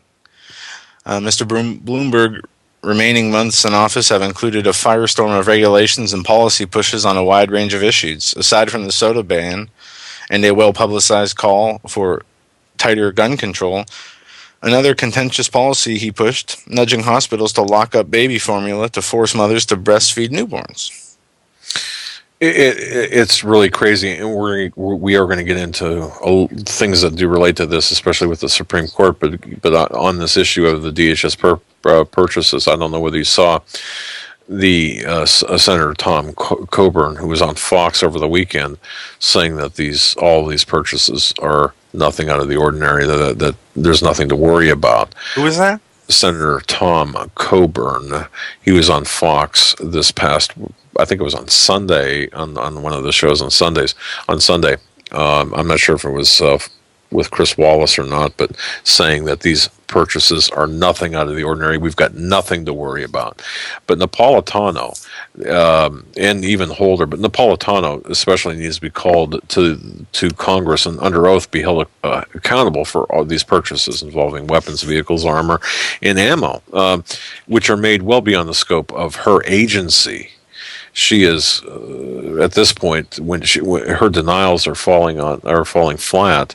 Yet you've got 15 congressmen at present who are demanding explanations. My question is, do you think that any explanations are going to be forthcoming? No, of course not. And if they are they going to have any truth to them? No, not at all. Not at all. But remember when Obama was elected, he specifically called for a civilian force equal in strength to our military? There was nobody who questioned that statement. I mean, nobody in the media, that is, who questioned that statement.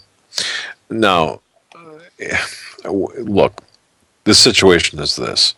We are being prepared by both sides. Well, actually, there's only one political party we are being prepared for battle here on the home front. And it's going to originate from what? It's going to originate from the economic woes. It's going to originate. Imagine waking up tomorrow and having 30% or 40%, or we'll say 30% of your annuity, your 401k, your retirement gone from your account. Do you think there's going to be any blowback from that? Of course there will be. You don't think it's and folks, I would urge everyone to listen to Friday's program that we had the Financial Insider V on with Steve Quayle. It is, we did make it available on YouTube for those who want to listen to it via YouTube, or just the 2 hours that Steve and V were on. Yeah. But what happens in Cyprus is not going to stay in Cyprus. They know that this is going to come to America via Japan and the Eurozone. Go ahead. The Cyprus the finance minister has ordered all the country's banks to remain closed until Thursday. The country's central bank announced just hours before the announcement late Monday. The central bank said all but two country's largest banks would be opening on Tuesday morning. But on Monday, Cyprus reached a $13 billion bailout deal with international leaders aimed at avoiding a potential financial collapse, but forcing the country's second largest bank, Cyprus Popular Bank, to be restructured, with people holding over $100,000 in their accounts facing substantial losses. So you're going to face losses in this country for holding your money in their bank. This isn't an investment. This isn't a risk that they took betting on the stock market. Right. This was supposed to be money that they've put away that was already taxed by the government, I'm sure, when they earned it, and should do nothing but collect interest if they have any kind of interest rates in that country. Well, pretty soon we're going to be, just in this country, we're going to be paying, and those of you who are listening across the world, whether, pretty soon you're going to be paying money, you're going to be paying the banks to hold your money. And now, analysis estimate people will face up to a 40% decrease in their savings. But see, we're already going through that now. If I went to I did the family grocery shopping. It's a double hit, right? Double whammy. Have you and guys, if you haven't gone to the grocery store lately for your wives, do so. I encourage you to do so. Of course, make sure your wife gives you a list so you don't go off the reservation, so to speak, and really screw up the family meal or family meals for the week. But if you're in my situation, make sure you go with your wife so she doesn't. There you go. Regardless of the situation, if you go to the store, you look at the loss of your purchasing power. This is created deliberately through the policies, through the Keynesian economic policies that are in place right now, among other things. The devaluation of the dollar. Look at what you're buying. People think, well, it's not so bad. Look at the sizes of the containers for food, whether it's cereal or peanut butter or coffee or anything. They're getting smaller, or the prices are raised. I'm sorry for interrupting you again. No, that's fine. I don't mean people who say that it's not that big of a deal. There's two types of people who say that. One, who have a plan and know that everything will be okay in the long run, those who are in the Lord. And then there's those who say that because they don't understand the ramifications it will have. But when is injustice okay? When is it all right to say, you know what, I'm okay with this because I know how it's going to turn out in the end. Meanwhile, you're getting raped and pillaged. Okay, well, there's certain, that's too broad of a question to answer. If you're talking about things like we're seeing in Cyprus, okay, does that justify violence against somebody else? Or are you needing to defend yourself? No. You're muted. Yeah, I'm yelling at your microphone. No, that's not even the issue, though. It's not the issue. The issue is a matter of justice. Are we going to allow these globalists to force to take away, what does our money represent? Our money represents our life's work. For every dollar, it represents an allotment of our time, does it not? I mean, that's what it is, an investment of our time. We work, we earn dollars or money. Money is then taken from us, so we're being robbed of our time. But worse, our children and their children are being robbed, are they not? From what these globalist international bankers are doing? And are we to say this is okay? No, of course not. I don't. The only time, or one of the times, only times that Jesus was upset was in the temple with the money changers. Now, I mean, to me, that's a significant. That's pretty significant. I mean, to me, right. So I agree, but I'm saying that there's a difference between, governments stealing your money out of a bank account versus actually being attacked personally, raped and pillaged. Okay, but I'm going to say something to you. John Corzine, MF Global, $1.6 billion, segregated accounts. This guy's walking around, and we talked about this too. I showed, when I wrote the article back, I don't know, a year ago, showed a video of a guy walking out of the store with a DVD worth $10 tucked in his coat, and got the snot beat out of him. I believe John Corzine should be put on trial and if found guilty, thrown in prison for the rest of his life. But look at how many lives that this man has ruined. See, but what are you going to do? I mean, could one of those people who lost their money go to John Corzine and physically get it back from him? No. But what we can do is we can stop feeding the beast. And this was a conversation. And I'm glad you brought this up. And that's a choice. Stopping feeding the beast is a choice. Having your money taken out of your banks isn't. But by not using banks, that is a way to stop feeding the beast. Well, yes, but when I say stop feeding the beast, I'm saying, okay, if everyone, for example, if everyone stopped paying taxes, and I'm reminded, my good friend telling me about Irwin Schiff being in jail, a gentleman that asked a simple question. He's in jail for not paying. Well, no, let me be very clear on this.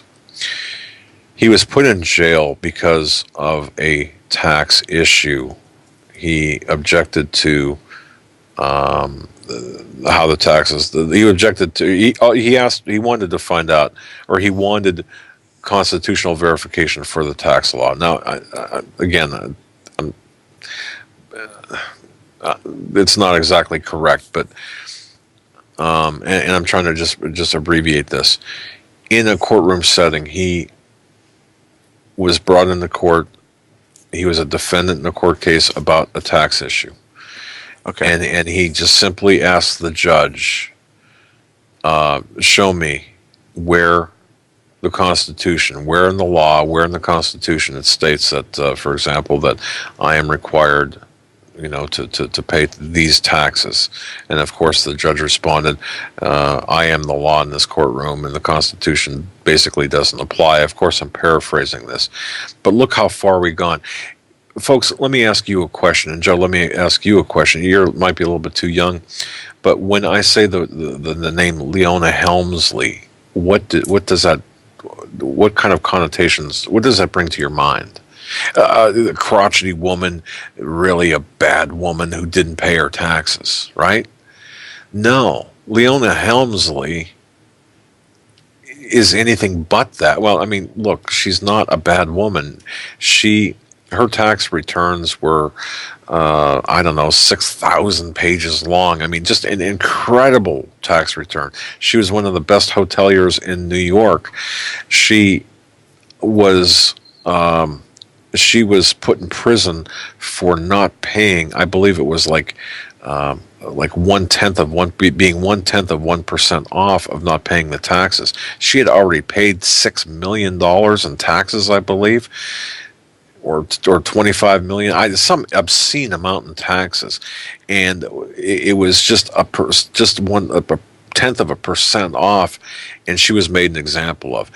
The reason I brought this up, or the reason that we're talking about this is because the tax system, as will Obamacare be, it's all about control and centralization of authority.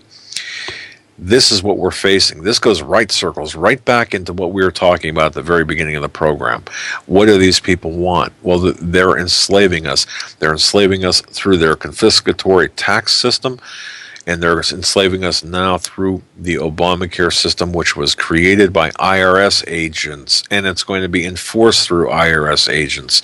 And we are going to be subjugated to these laws, these obscene laws that no one has read. The Obamacare, the Affordable Health Care Act, has grown to over 20,000 pages. Do you think that anybody has read this or can even understand it? And that's the whole point of this, is we are now being thrown into the system of chains, of being in a prison. And folks, this is by design. It all circles right back to this, and every one of the representatives that we talked about last week too. I'm trying to think of the name of the guy at CPAC who said it must be defunded. This must be defunded. Obamacare, root and branch, it must be defunded. 2 days later, turns around. The conservative Republican, 2 days later turns around and votes to fund Obamacare. We're being lied to at every turn, is my point. It doesn't matter what people say, what our leaders say anymore. All that matters is the fact that what has been set in motion is going to enslave us, and people better wake up. And not only enslave us, but enslave our children. And when we get to heaven, or when we're up there, in the blink of an eye next, when our sons and daughters and their sons and daughters arrive behind us, are they going to curse us for not doing anything while we could? Are they going to curse our name for not doing anything while we could? Is it not our responsibility to say, no, we're not going to allow this? Which brings me into, look at what the Supreme Court now is doing. Have you seen that? This is all part, it's all part of the same mindset. The Supreme Court now entertaining gay rights. Let me rephrase that, entertaining homosexual rights. What are we doing to this country? We're destroying the social and moral fabric of this country. Are we not? I think we are. In fact, well, I'm not trying to do that, and I don't know. As a government, our government, yes. But by not speaking out, are we being complicit by not speaking out? Yes. All right. Abortion, are we being complicit by not speaking out? Absolutely. Yet we pay our taxes, and this goes back to taxes too. I sent an invoice this year, so I hope they return my invoice paid in full in a timely fashion, or I'll send my agents to confiscate their property and seize their accounts and such. Well, yeah. Okay. Wow. I mean, just take it different. Everybody send them an invoice, or just stop paying and say, look, until the thing is this, folks, our judiciary is corrupted and captured. Do you think for a moment that we can get a fair trial in a judicial setting? Of course we can't. And for example, where do you go when the judiciary is corrupted? What recourse, what redress do you have? We don't have any anymore. So getting back to where we're at now, our government is providing money to countries with the stipulation that they provide abortions. Our country right now is entertaining via the Supreme Court the same-sex marriage, the homosexual agenda. We're gone. I mean, folks, we're gone. I don't know what to say anymore. Well, what you said about Corzine, and this is something I wanted to read last week. 1 Corinthians chapter 6, just the first, I think, 1 through 10. Dare any of you, having a matter against another, go to law before the unjust, and not before the saints? Do you not know that the saints shall judge the world? And if the world shall be judged by you, are ye unworthy to judge the smallest matters? Know ye not that we shall judge angels? How much more things that pertain to this life? If then ye have judgments of things pertaining to this life, set them to judge who are least esteemed in the church. I speak to your shame. Is it so that there is not a wise man among you? No, not one shall be able to judge between his brethren. But brother goeth to law with brother, and that before the unbelievers. Now therefore, there is utterly a fault among you, because you go to law one with another. Why do you not rather take the wrong? Why not rather suffer yourselves to be defrauded? Nay, ye do wrong and defraud, and that your brethren. Know ye not that the unrighteous shall not inherit the kingdom of God? Be not deceived, neither fornicators, nor idolaters, nor effeminate, nor abusers of themselves with mankind. And such were some of you, but you were washed, and you were sanctified. But you are justified in the name of the Lord Jesus by the Spirit of our God. That all things are lawful unto me, but all things are not expedient. But that doesn't give us a pass not to speak, not to object, not to say no, not in America. Does it? Well, let's think about this. What defeated the angels falling from heaven and trying to establish himself like God? What is the end? What is the one word that defeated all the evil on this earth? I don't know. And overcame death. It's love. Jesus came here, did not sin, was a perfect man, and out of love for us, he laid down his physical life. Wait a second. So are you suggesting not to? Because you know where I'm going with this, right? Right. You got to understand. I mean, we've had these discussions many times. You know my feelings on certain things, but we have to understand. Like you say, pick your battles. Here's where I'm picking my. Are you being led by God to fight, or are you fighting from your own will? That's a question you need to ask yourself before engaging anybody for any reason. Well, I don't think God is too happy with the Supreme Court hearing arguments in 2 cases this week that have the potential to transform our society into Sodom.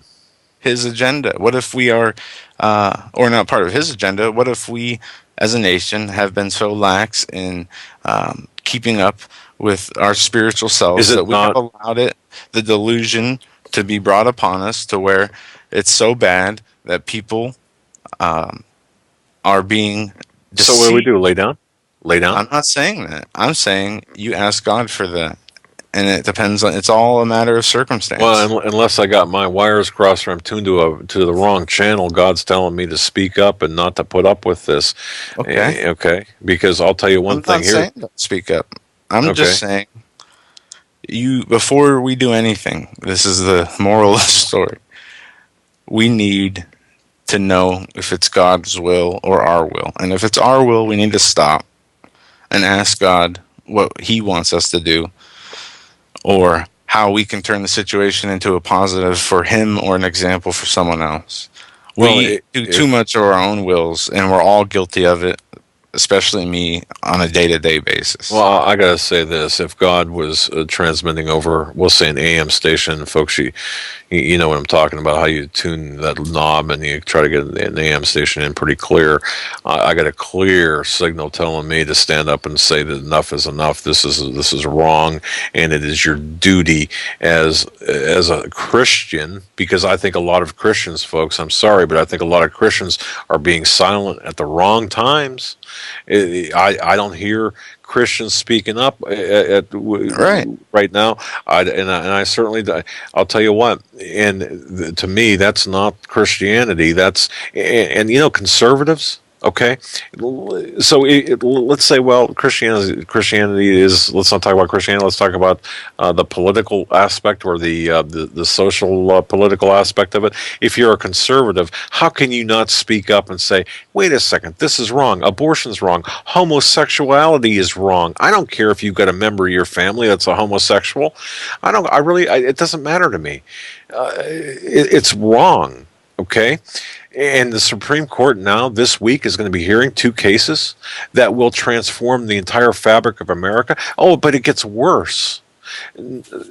California, folks, in case you don't know what I'm talking about, starting tomorrow, the 9 justices are going to start to consider the voter-approved ban on gay marriage, Proposition 8, which, quote, unfairly discriminates against gay people. In other words, let me translate that for you. It does not grant homosexuals the same right as heterosexuals. On Wednesday, they're going to consider whether the 1996 DOMA Act is barring the government from recognizing same-sex marriages, allows them, even in states that allow them, whether it constitutes a federal overreach. That's what it says. Or that's what they're talking about. Just so people know that. And remember, Prop 8 was voted on by the people of California to ban gay marriage, and the Supreme Court came in and ruled it unconstitutional afterwards. Remember that? We played the clips of Rachel Maddow getting angry about the mayor taking out somebody and putting in somebody through their government authority rather than the election results.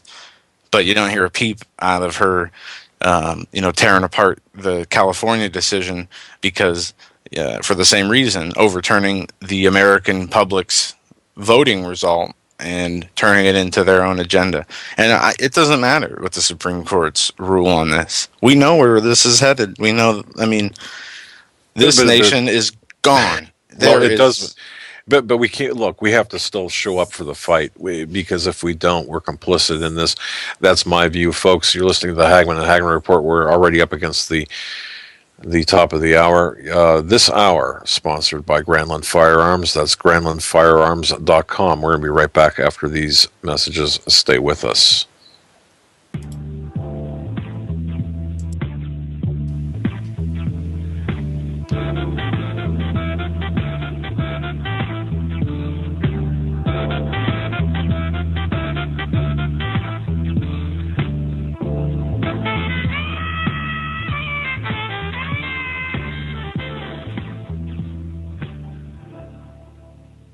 Hi folks, Doug Hagmann here. You might know me as the co-host from the Hagmann and Hagmann Report or as a frequent guest on Coast to Coast AM with George Norrie. If you're like me, you're tired and confused over today's headlines. You just don't know where to turn for accurate, concise information about really what's going on, what's truly going on in today's society. If you don't know where to turn for accurate, well-researched, and properly vetted news, I've got a suggestion. In fact, it's a requirement. Bookmark Canada Free Press. That's CanadaFreePress.com on the internet. It's just not for Canada. It's for news across the world. Judy McLeod, founding editor, has put together a vast array of talented writers like Kelly O'Connell, Daniel Greenfield, Dr. Idleta Johnson-Powell, a lot of guest columnists, very talented writers. Folks, that's Canada Free Press at CanadaFreePress.com. Now mobile friendly. Follow on Facebook, because without America, there is no free world. When I listen to radio, I'm afraid I hear baloney. Now, one of them got fired on MSNBC finally, the old fat one, who thought that by bashing white men who looked like himself would be job security. Little did he know but that by bashing old fat white men on a daily basis, it was suicide. So I'm asking you, what are you looking for in a radio show? If you want to call on that, that's not what I'm going to get stuck on. There are many other things I want to talk about. In fact, I want to direct you to michaelsavage.com for one of the articles that impressed me as an example of how far down the road we've gone towards fascism and socialism. And it starts out with a benign headline. The Wisconsin's VISTA program encourages volunteers to overcome white privilege. And they're encouraging white people to work in VISTA. to wear white wristbands as a reminder of their, quote, white privilege, and a personal commitment to explain to minorities why they wear the white wristband on their hand. It's in a power and privilege section on racial injustice. Now, by the way, this is paid for by federal money, and this is for white liberals who work with low-income, racially diverse public schools to examine the privilege their Caucasian race confers on them. This document, telling them to wear a white wristband if they're white, was written by a so-called diversity resource center in New Jersey. And it suggests that white people ask themselves questions such as, how do I ignore privilege? What am I doing today to undo my privilege? How do I fool myself into thinking I am powerless? And on and on and on. Now, you don't know who started this madness, do you, this Nazism? At the top of this webpage is a quotation from feminist so-called Gloria Steinem that reads, of course, the first problem for all of us, she wrote, men and women, is not to learn but to unlearn. Did you hear this? What you don't know is this was common in Mao Zedong's China. Did you know any of this? Did you know that we're now living in a communist revolution under Obama? Did you understand any of this? You know that the whole concept of white privilege has been totally manufactured by communist professors as part of the social justice movement to make white people uncomfortable with their own race, to make white children uncomfortable for being born white. And it's being pushed by Nazis of color, by the way. The fact of the matter is, this is right out of Mao Zedong's China. Now, the poster boy for this movement of being embarrassed by his race was just fired by MSNBC. He thought that by bashing fat old white men as being privileged would ensure him job security. Little did he know, old Ed Schultz, that he'd be thrown out the door. Next to go will be Chris Matthews, another psychotic, in my estimation, who thinks that his stock and trade of bashing white males, hey, them white males have to go. Now, this is an old Democrat drunk, a lifetime Tip O'Neill drunk type. The poster boy for this movement, he himself thinks it's his job security. Let me explain this to you. So many white people will get angry hearing about this. They're going to write things as they've written on this article, such as this. Yeah, and you're sure you don't want to mention that you worked hard, made sacrifices, and denied yourself many things in order to achieve those things that you did, Mr. White Man? That you worked nights, 2 jobs, went without a car, so you could achieve those goals?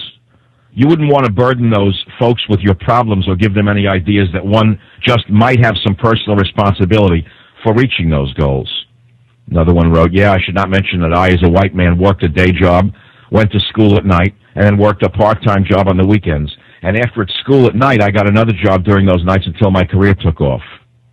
You hear this? So this went on in Nazi Germany when Jews were forced to wear a Star of David. It went on in Mao Zedong's time in China. And this is what leftist progressive Democrats are doing to this country, mainly to your children. They couldn't do it to me. I'd spit in their face. They couldn't do it to you because you know better than to listen to this crap. But they're doing it to your children in colleges across America. And so I have no question to ask you. This is the equivalent of the Star of David during World War II, we know.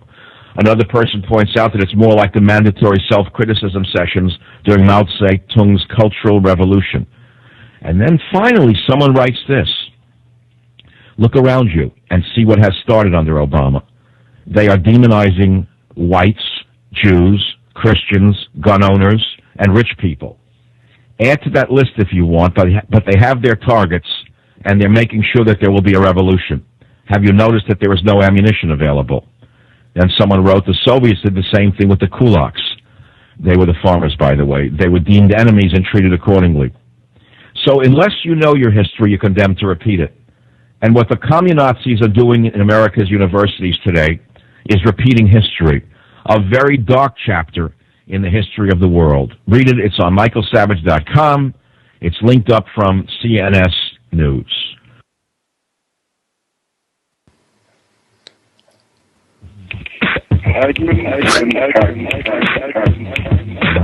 You want answers? I think I'm entitled. You want. I want the truth. You can't handle the truth.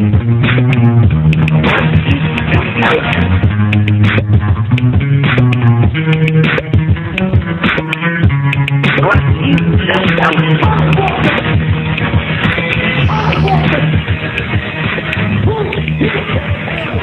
want the truth. We want the truth. We got to have the truth. Folks, you're listening to the Hagmann and Hagmann Report for the third and final hour this Monday, March 25th, 2013. People ask me, why do you say the date all the time? Because that way we can, when people are looking or listening to a broadcast, they can define the time without having to search other places.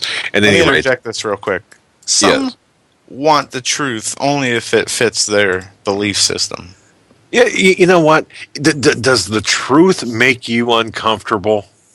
If it does, do you think that there might be an issue with your morality or your ethics or your integrity if the truth, not man's truth, but God's truth, makes you uncomfortable? I remember being in a situation where the truth one time made me feel very uncomfortable. And, you know, it was because I was involved in a situation where I knew I was not doing the right thing. The quote the little clip by Michael Savage has a number of different facets to it. But one thing I just want to mention this. I don't know whether you saw this over the weekend or not. The Department of Education website.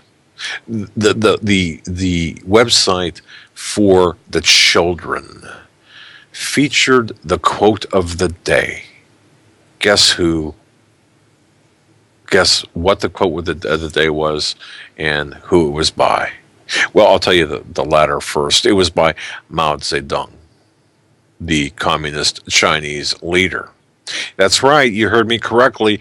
The Department of Education website for kids had a quote by Mao Zedong, the communist Chinese leader. If you can believe that, of course you can believe it. But it gets worse. It gets worse. Not only did they have it on there, but they misquoted him. Okay, the quote was this on the website. Our attitude towards ourselves should be to be satiable in learning, and towards others to be tireless in teaching. Well, think about that. Especially the first sentence, to be satiable in learning. He was actually misquoted. It should be to be insatiable in learning. But what in the world is a quote doing from Mao Zedong on the Department of Education's website? Well, hey, look, you've got ornaments hanging on the Christmas tree of Mao Zedong. You have Anita Dunn talking, saying he's one of her heroes. But here's the kicker, and you might not hear this on Fox News. Based on our investigation that buttressed others, the quote of the day was put in there 6 years ago. So if it was 6 years ago, let me think. That'd be under the Bush administration, wouldn't it? The Department of Education was created by Jimmy Carter in 1979. If there was ever a reason for it to be totally dismantled and tossed into the trash heap of history, this is at least one of them. Unbelievable. Folks, we're taking your calls. 664. 661. I'm sorry, I don't even know the phone number. 661-244-9839. That's 661-244-9839. Anywhere in the world, we're taking your calls in the order in which they are received, and we don't screen calls. And we could give out your personal home number. Wouldn't do any good tonight, but I got to tell you, it'd be something pretty funny.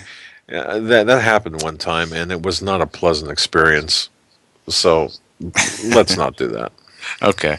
We're going to go to the phones. Area code. I think we got Sheila. It's been a while, Sheila. How you doing? I'm doing fine. How are you guys? Very well. What's on your mind tonight? I just wanted to say that you were just talking about the gay agenda. Did you see what's going on in France over that? The people were in the streets by the hundreds of thousands over that very same issue. Yes. What do you make of that? As far as the eye could see, I think that's all they're left with. That's pretty much, I think, what we're left with. They're not listening to the people. And the people, we're a nation of law here. People don't do this kind of stuff, you know what I mean? And if we're backed into a corner, and that's pretty much where we're at, it's going to happen. But I was really surprised to see, as far as the eye could see over there, over that very same agenda. They don't want it, which is a good thing. I think one of the best photographs I've seen is on Press TV, where it's like it would be like the equivalent of the mall, the Washington Mall, where there's nothing but people everywhere. You're right. See, the majority of people with consciousness, or with not consciousness. Of conscious. The majority of people of conscious do not agree with the homosexual agenda. By the way, gay is not the right word. It's homosexual. And it's a perversion. It's a it's redefining traditional marriage. It's not same-sex marriage. It's perverse marriage is what they're after. Sheila, I love you for saying this, for bringing this out. France is demonstrating, and you're right. No one is listening. But if we march by the tens of thousands, and see. Why aren't we doing this? Why aren't Christians doing this in this country, saying, no, we're not going to put up with this? Why aren't we doing this, Sheila? Tell me. Give me an answer. They're not. People aren't paying attention to what's going on. In fact, I brought it up to my own kids here, and they got absolutely no problem with it. As long as they're not affected by it, they don't worry about it. And my kids didn't, they grew up, they never heard of it. You know what I mean? My youngest son here, he's 36 years old, and that was something that wasn't talked about. But today, I got no problem with it. My daughter-in-law, she has an uncle that's a gay. I had a cousin was gay, and he's dead because of AIDS. I had an uncle who was homosexual. He was stabbed 36 times, and he's dead too. And it was because of a homosexual encounter. Yeah, and I want to add, it wasn't the police, but thanks to my dad's investigative work, he traveled to the ends of the country and got justice for that murder. Well, thank you for recognizing that. But anyway, but you know what, Sheila? Isn't it funny that kids today, and I say kids, I mean the generation that it's like no problem, it's okay, everything is normal. We should embrace and allow this. I showed Matt. It was a big bold ad on, not an ad, an article on Drudge Report. And it was over the banking issue over in Cyprus and how the banking system is collapsing. And I yelled for him to come in here, and I told him to read it. When he was reading, he just totally blew that off. He doesn't want to hear what's going on, and that's the majority of the people until it affects them. And then when it starts affecting them, it's going to be too late. But I've already made up my mind that I got to do what I got to do. I can't base what I do on how they feel or how they're going to react. I've been doing some more preparing. I've got more food coming. If he gets mad, he gets glad. Too bad, He'll be running to you when he's hungry. I told him I'll be sitting up in here eating the beef stroganoff while they're out there eating rice and beans. Exactly. But look, as Christians, though, they're their family, and of course, we take care, and I'm sure a lot of your planning involves them too. Dog, let me tell you something. I sit here for 2 or 3 hours going over all the food, and I'm looking at freeze dry because to me it's safe, you know, and I'm picking out food that I know they like. They like. Isn't that something? I love it. I love it. got applesauce for I got a little 2-year-old granddaughter in here. Applesauce for her and macaroni and cheese. I mean, everything that I've bought has been for them. You know something, Sheila, I got to tell you this. Real quick, I just got to tell you this. I went when I went shopping for my wife yesterday. Okay, and she does not let me go shopping very often because she holds the coupons and stuff. And she's a good shopper. Like she can, if something costs like $3.99, she'll get it for 99 cents. But anyway, it was funny because you talk about macaroni and cheese. I figured, you know what, I can buy a little extra. So I cut 3 different coupons out, and I didn't realize you can only use 1 coupon. But anyway, the bottom line is I bought it cost me 33 cents a box. So I felt like really proud of myself. I really did. I just wanted to share that with you. It really has nothing to do with anything, except that little things like that you can do to prepare. But yeah, you're doing that for your children and looking out for them because that's what moms and dads. That's what we do. That's what we do. That's my nature. I've always been one to prepare. I think a lot of it comes from being in the military. It's just part of my nature at this point. And I care about my kids and my grandkids especially. I want them to eat. And I've told them. I said, look, if you don't want to pay no mind to what's going on, I got to do what I got to do. My grandkids are going to eat regardless. You want to get mad, get glad, but I want to tell you something that happened last week, and it was a good thing. I can't get out to go to church anymore. This was last Sunday, and I went out in the kitchen to get me a cup of coffee, and I have to use my scooter. I've messed my knee up, and in fact, I got to go to the doctor's for that. But anyway, I went out and made me a cup of coffee. Come back in here with it, and I spilled it in my lap. So I thought, so I went back, and I got another cup, and I started in here again, and I spilled that in my lap. And I'm like, okay. Now, in the meantime, I'm hearing Joe saying, I'm working on my anger. See, Joe, you can talk and say things that we're never too old to learn. So I went back, and got another one. Finally, got in here with it. Not my clothes soaked wet, whatnot. And I sat down. I had my mind made up. I was listening to my pastor. Well, don't you know, he started out saying, has anyone got any health problems? Are you having a really bad day financially? Whatever the problem is, he says, I just feel the need to pray over everyone that's got health problems and whatnot. I just totally made my day. And, God knows what's going on. He knows how we feel, and He will provide a way. And I needed to hear that. And I was really proud of myself because I didn't get angry. I got wet. Well, Sheila, you know what? I believe that we're meant to hear things that we do hear at times, but in the meantime, what we can do is we can put you on hold, and then after the show, we'll get your address. We'll send you a sippy cup. Okay.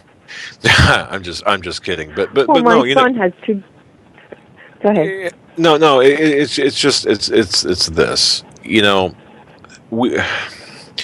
The bottom line. Boy, I sound like Steve Quayle.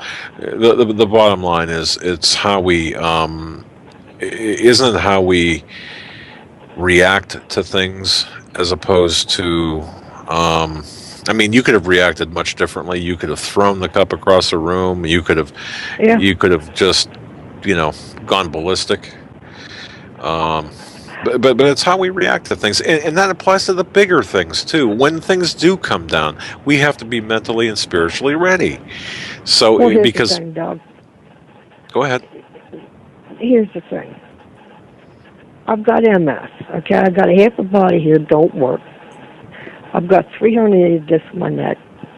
I've got osteoarthritis in my vertebrae.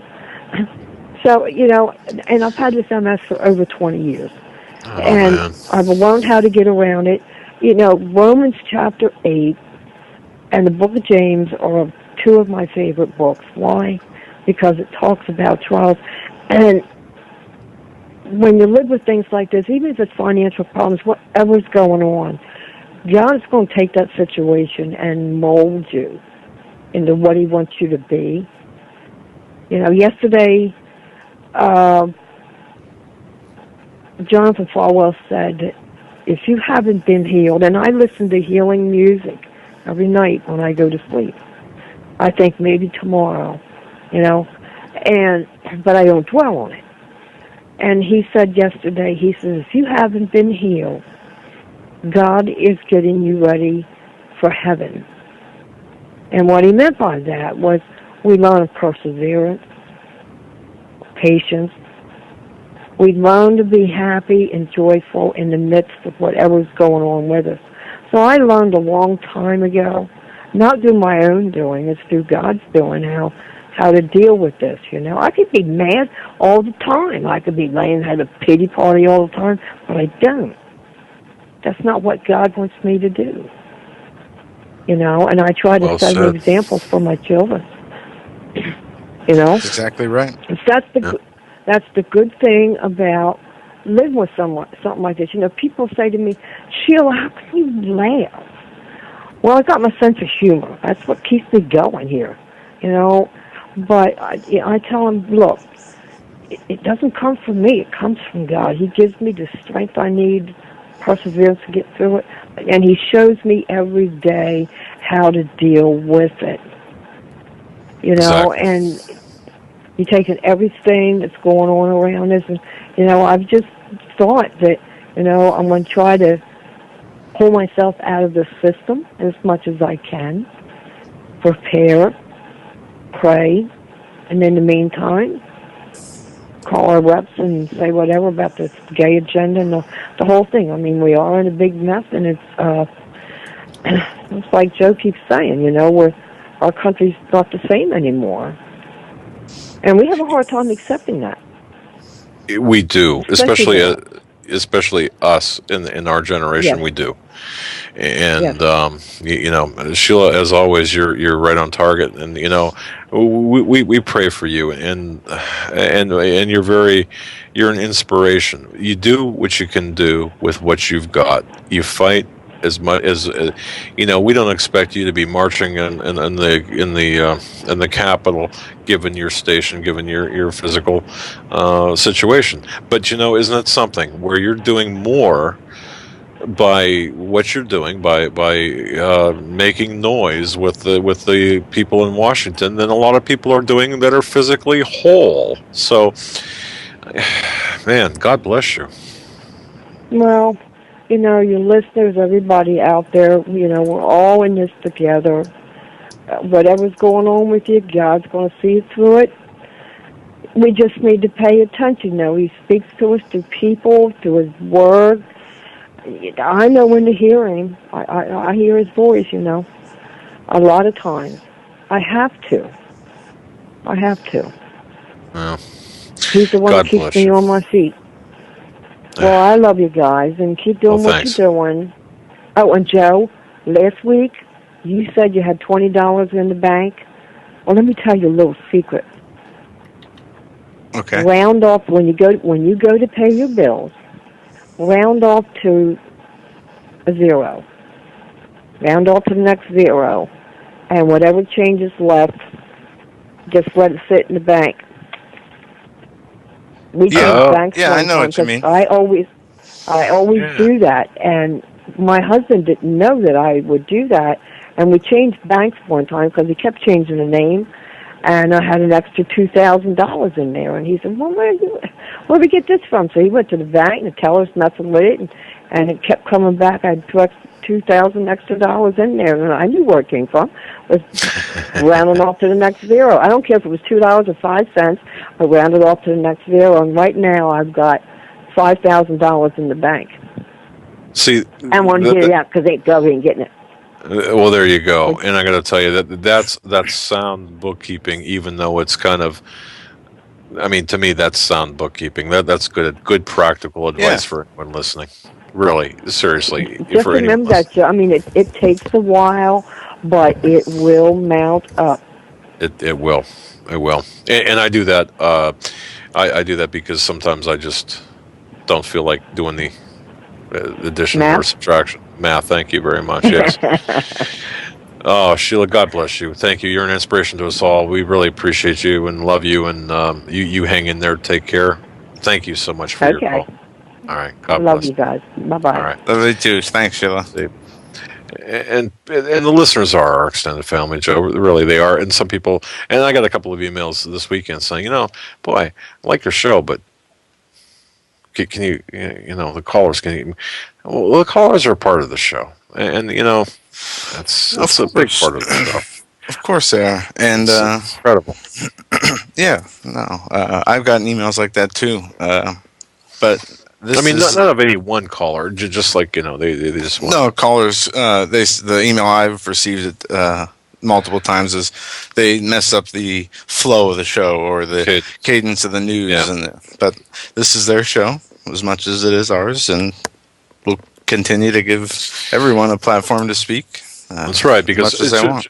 Try calling Hannity or Limbaugh or somebody, and it's different worlds. Go ahead, Joe. All right, we're going to go to the next caller, area code 205. You're up next. You are live on the Hagmann and Hagmann Report. Good evening, gentlemen. How are you doing? Very well.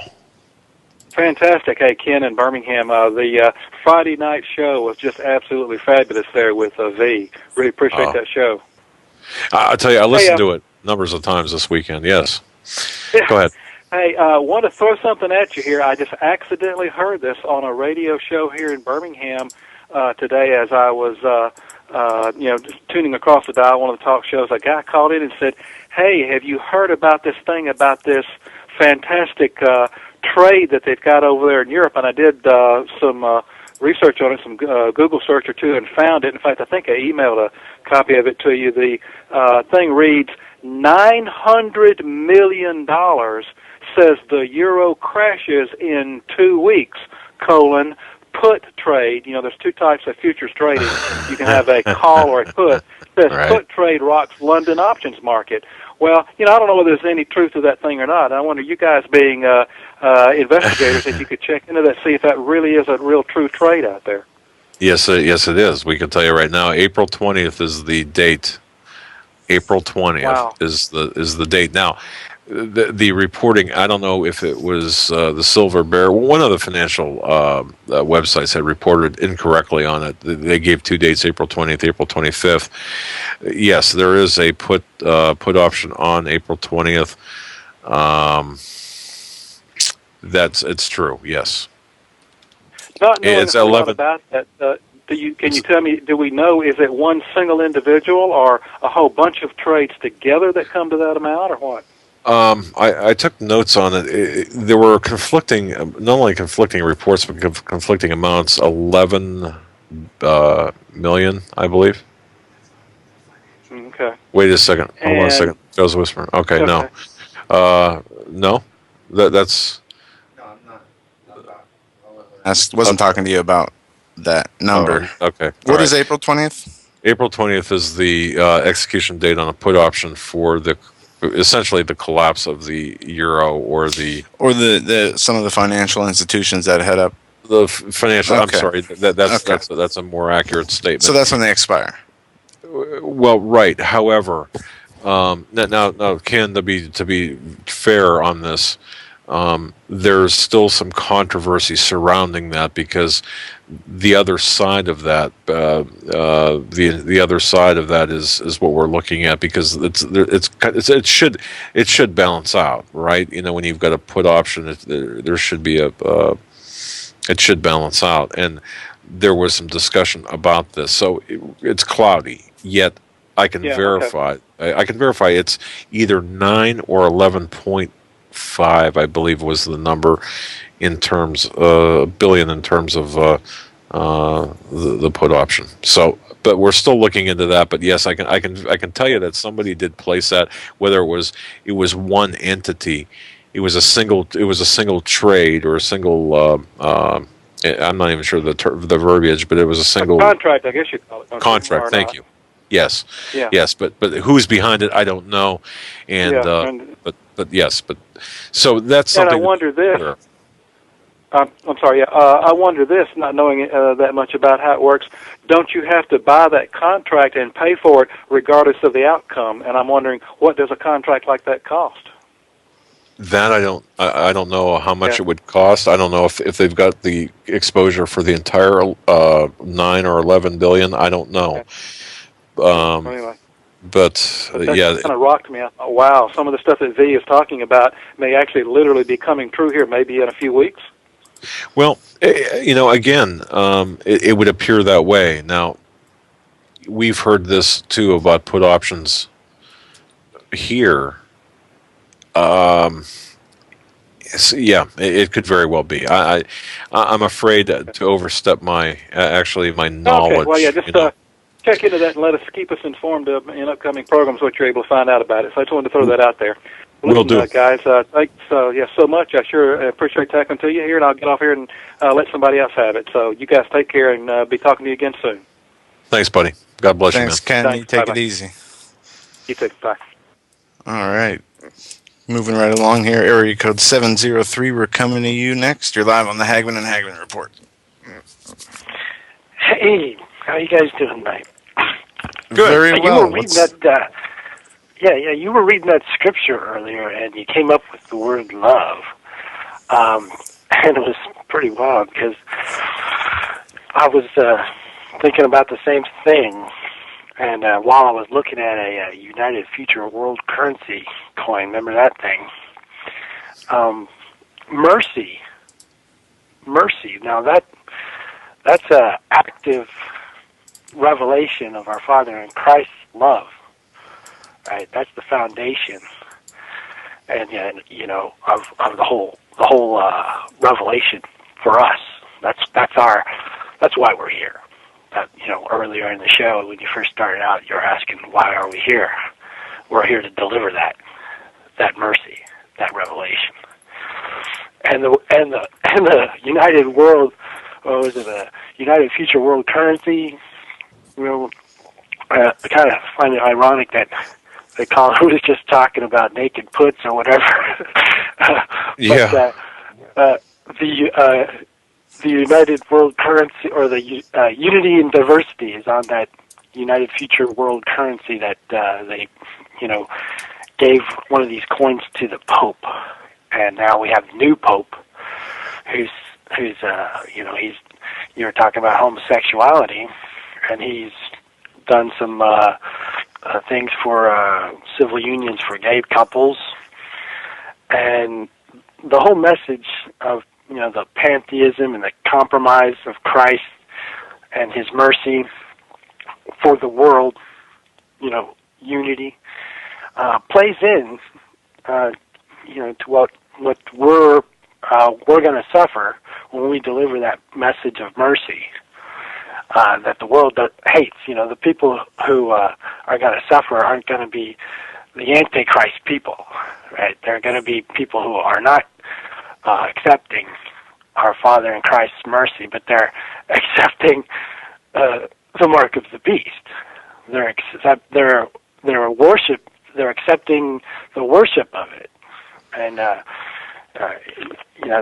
all plays into what's going on with Israel and the market, and the way they're setting up for through debt. They've basically they have completely conquered labor.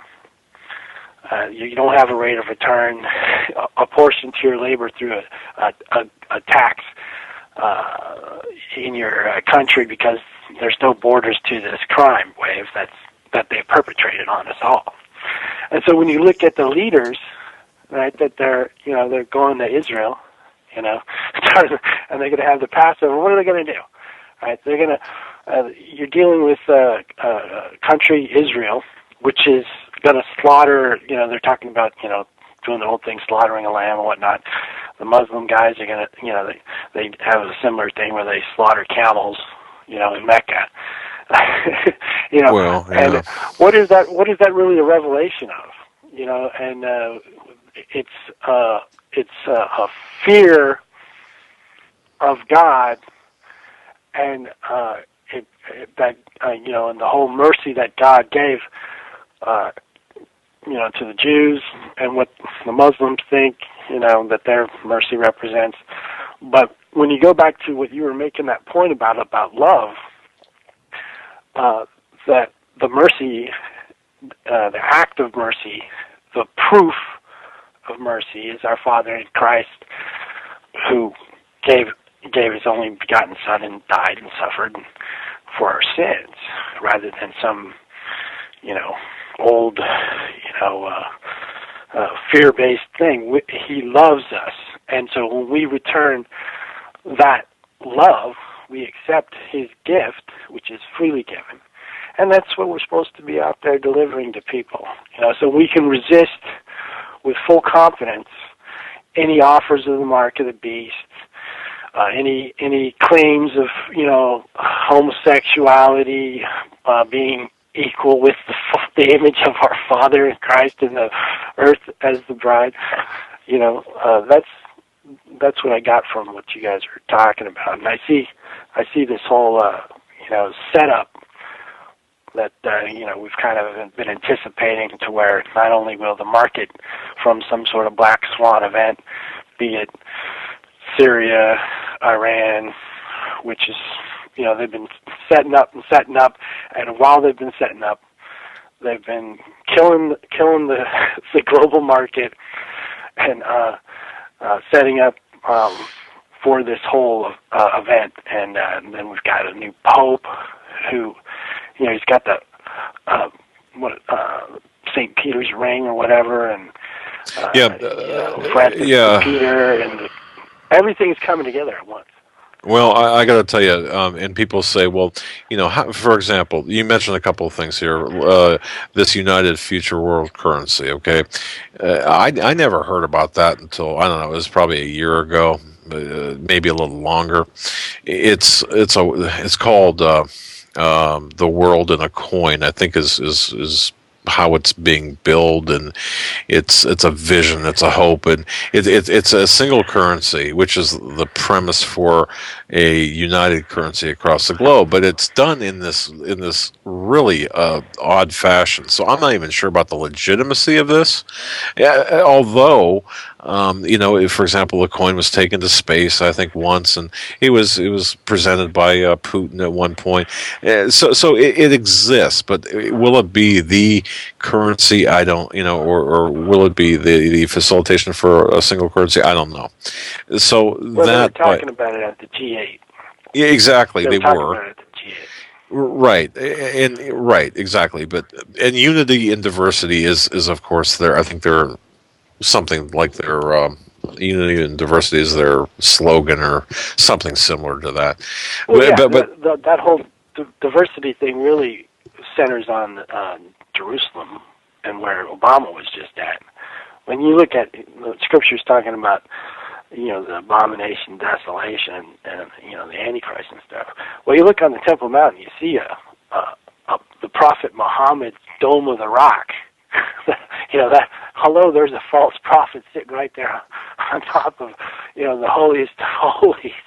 Well, yeah, and you've got the Catholic Church saying that Islam worships the same God, even though on the Dome of the Rock it says God has no son. Well, yeah. And you're dealing, it's crazy. And caller, yeah, you're right. And the duality of the two popes.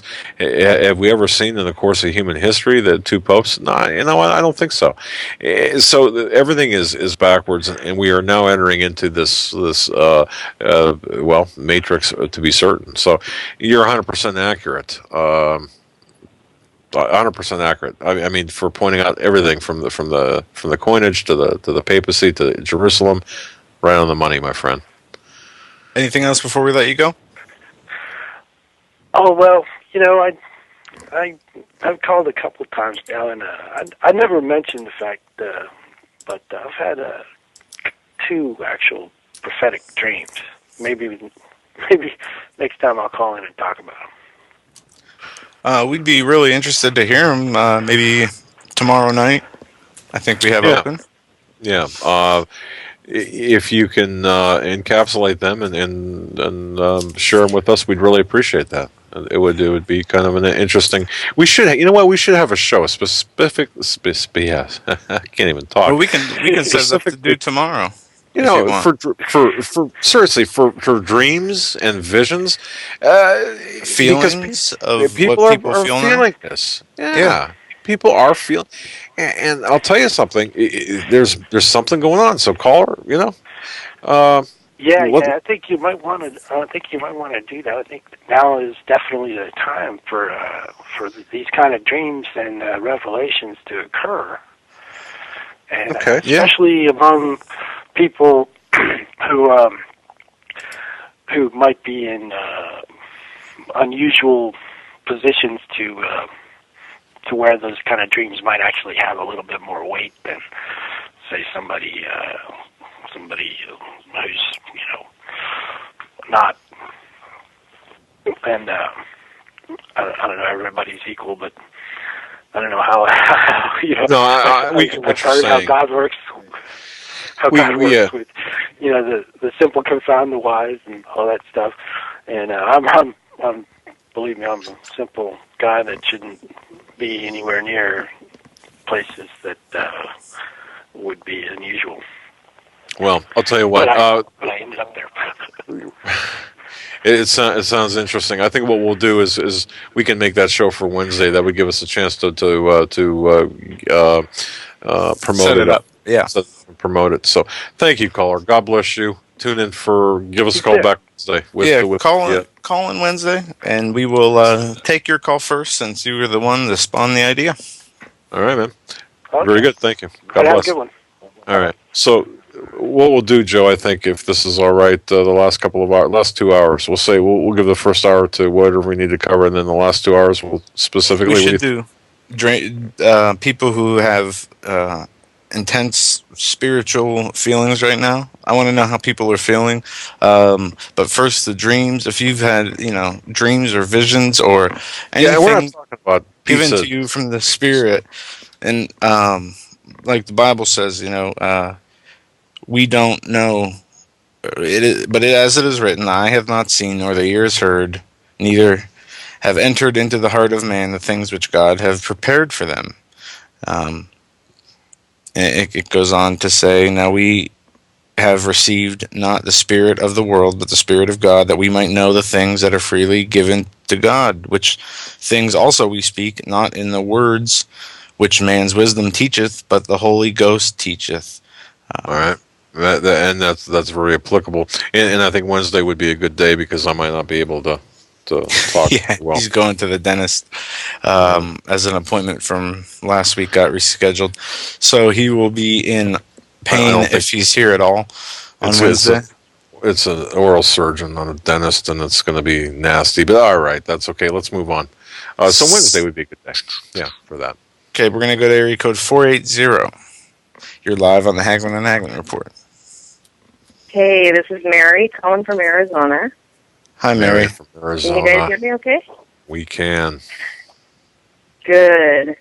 I just felt led by the Spirit to call in and to pray tonight. I don't know, with this being Holy Week, I just have a heaviness around me, and I don't know if other people do or not. But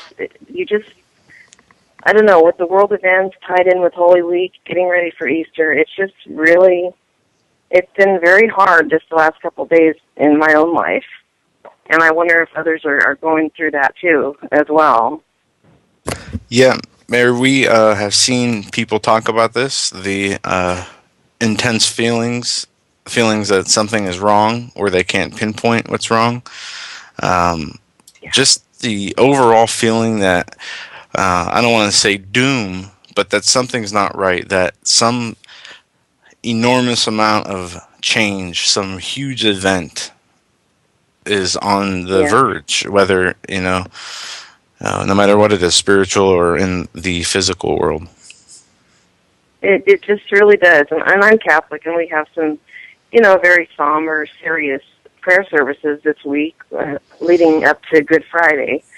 And then they remove everything off the altar, so it's just bare. It's just that absence of God when they took Jesus away, and what the apostles must have felt. And it's a way to really connect with that.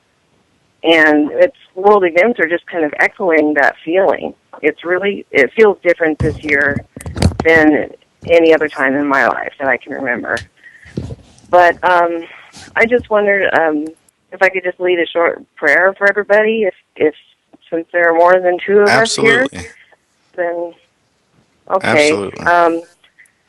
All right. Heavenly Father, we come to you tonight, and we ask you to please calm the fears and the anxieties of your people. We love you, Lord. We praise you. We give you all the glory. And we just need you in our lives now more than ever. And especially this Holy Week leading up to your miraculous resurrection, we need to stay focused on the beauty of the resurrection. But we have to go through the cross first. And a lot of us are having a hard time with that right now. So, Father, I just ask you to please bring upon your people the peace that surpasses all understanding, which can only come from you. And calm our fears and help us to get through this time together. And in Jesus' name, I pray and let it be done in his name, and for God be all the glory. Amen. Amen. And to God be all the glory for sure, because without him, we would have no strength to even do anything. As Christians, we're looking forward to the solemnness of his crucifixion, remembrance of his crucifixion, and of course the celebration of his overcoming death and resurrection. It's just a phenomenal time of year, or phenomenal time, and to have that heaviness, Mary. I'll tell you what. I understand where you're coming from. Because I've talked to a lot of people here lately who've shared that same feeling that there's something spiritually wrong, and they can feel it. So you're, and this will lead into. Yes, it is. And I'll tell you what, this kind of does lead into the theme for Wednesday, being dreams and visions.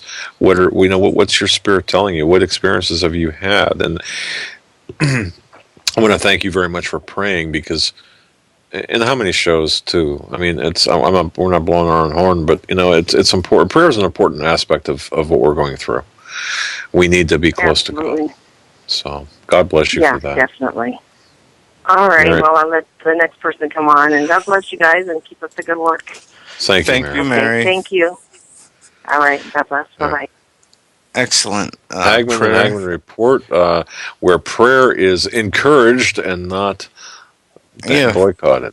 And we want to say a special prayer for, I'll just say, our BR, also Larry, and we're going to pray for Beth. It says her sister-in-law is in critical condition, or critically ill sister-in-law. And anybody out there who has problems, whether be with themselves or their families, whether illness or personal well-being, that all of your woes and sorrows and illnesses be healed in the name of God. And we have to keep that joy and that mindset of being positive and of overcoming when we pray and when we face these problems. We can't expect a positive answer, a positive solution, if we're only putting in negative thoughts into something. And that's a very important part of our lives, is to remain positive, and it helps our overall attitude, and it helps our that helps as serving part of us being a living example. We have to be. That's right. Yeah. We have to be a living example, don't we? We can't afford to give up, and we have to just accept His will. And we make plans. God has us. God laughs. And it's His will, not ours. That is what I'm trying to say. Yeah. One more call before the show is over. We are going to go to 304. You're up next. You're live on the Hagmann and Hagmann Report. Well, good evening, gentlemen. We had another great show, and I just thank the Lord for you guys. I thank the Lord for all the people out there. And when we were praying in church on Sunday morning, and we were praying for our families, actually, we gathered around and held hands, and after we got done with our praise and worship, and it's just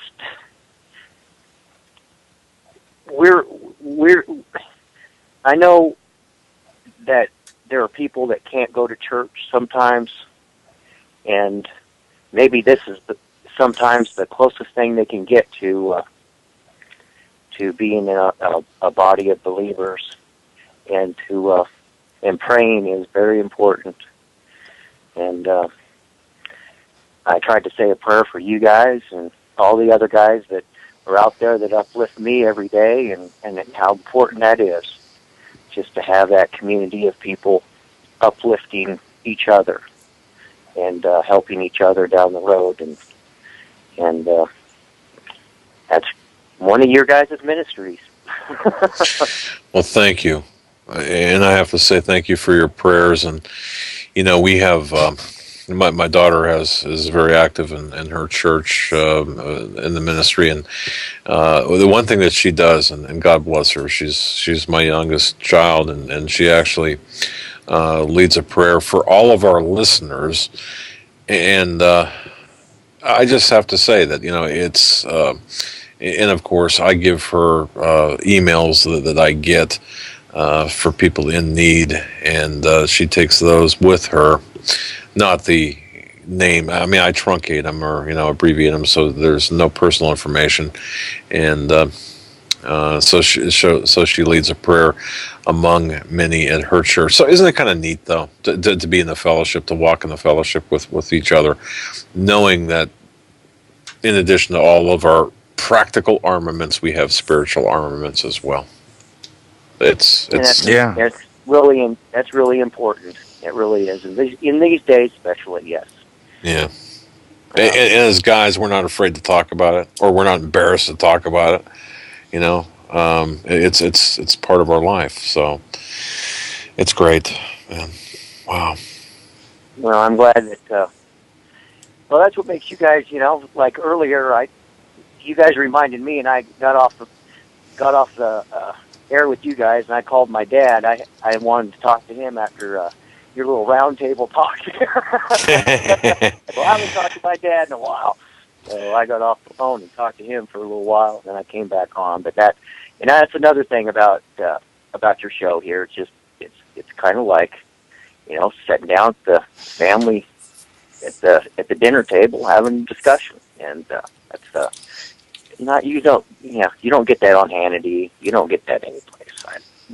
That's special. Well, that's special. I think we're the only radio show where it's like a box of chocolates. I think in a sense, and we just never know what's going to happen next. So, well, God bless you, my friend, and thank you so much for your prayers. You and it's let the Lord keep leading you by His Spirit, and He will. You guys, that's all we can do. and that's all we ask for. God bless you. Thank you, man. Appreciate that. God bless you too. Bye-bye. Show, it's wonderful calls. I can't believe the show's over already. And yes, indeed. They always go so fast, and each and every one of you play an important part in the show and in our lives, because our lives is the show now, and all the prayers, the emotional support, we receive, the letters and emails, writings of support. everything from the 90 seconds. Just a God bless you email to sending a book or letters, writing all the same. We can't express in words how much we appreciate it and how much it strengthens our spirits on a daily basis. We read every letter, we read every card. Sometimes guys and women, the guys usually. Sometimes your 60 seconds. It's a little hard to read, but we do read every single slip of paper. We had somebody send us actually a note on the back of a receipt and mailed it to us. I said, I have it. We keep everything, and it was so neat to get that. Yeah. Somebody sent me a birthday card today too. I got it right here, and I know we're running out of time, but. Just Isn't that great? It's like a family, but you know what? I mean, look, we're just trying to help and trying to make a difference, and that's it. And do God's work. But just let's close by just asking this, or by saying this. Let me say this: that give your folks a call if your folks are still alive. 10 seconds. Give your son, daughter a hug. Your wife an extra hug tonight. God bless you. We'll see you tomorrow night. Have a good night.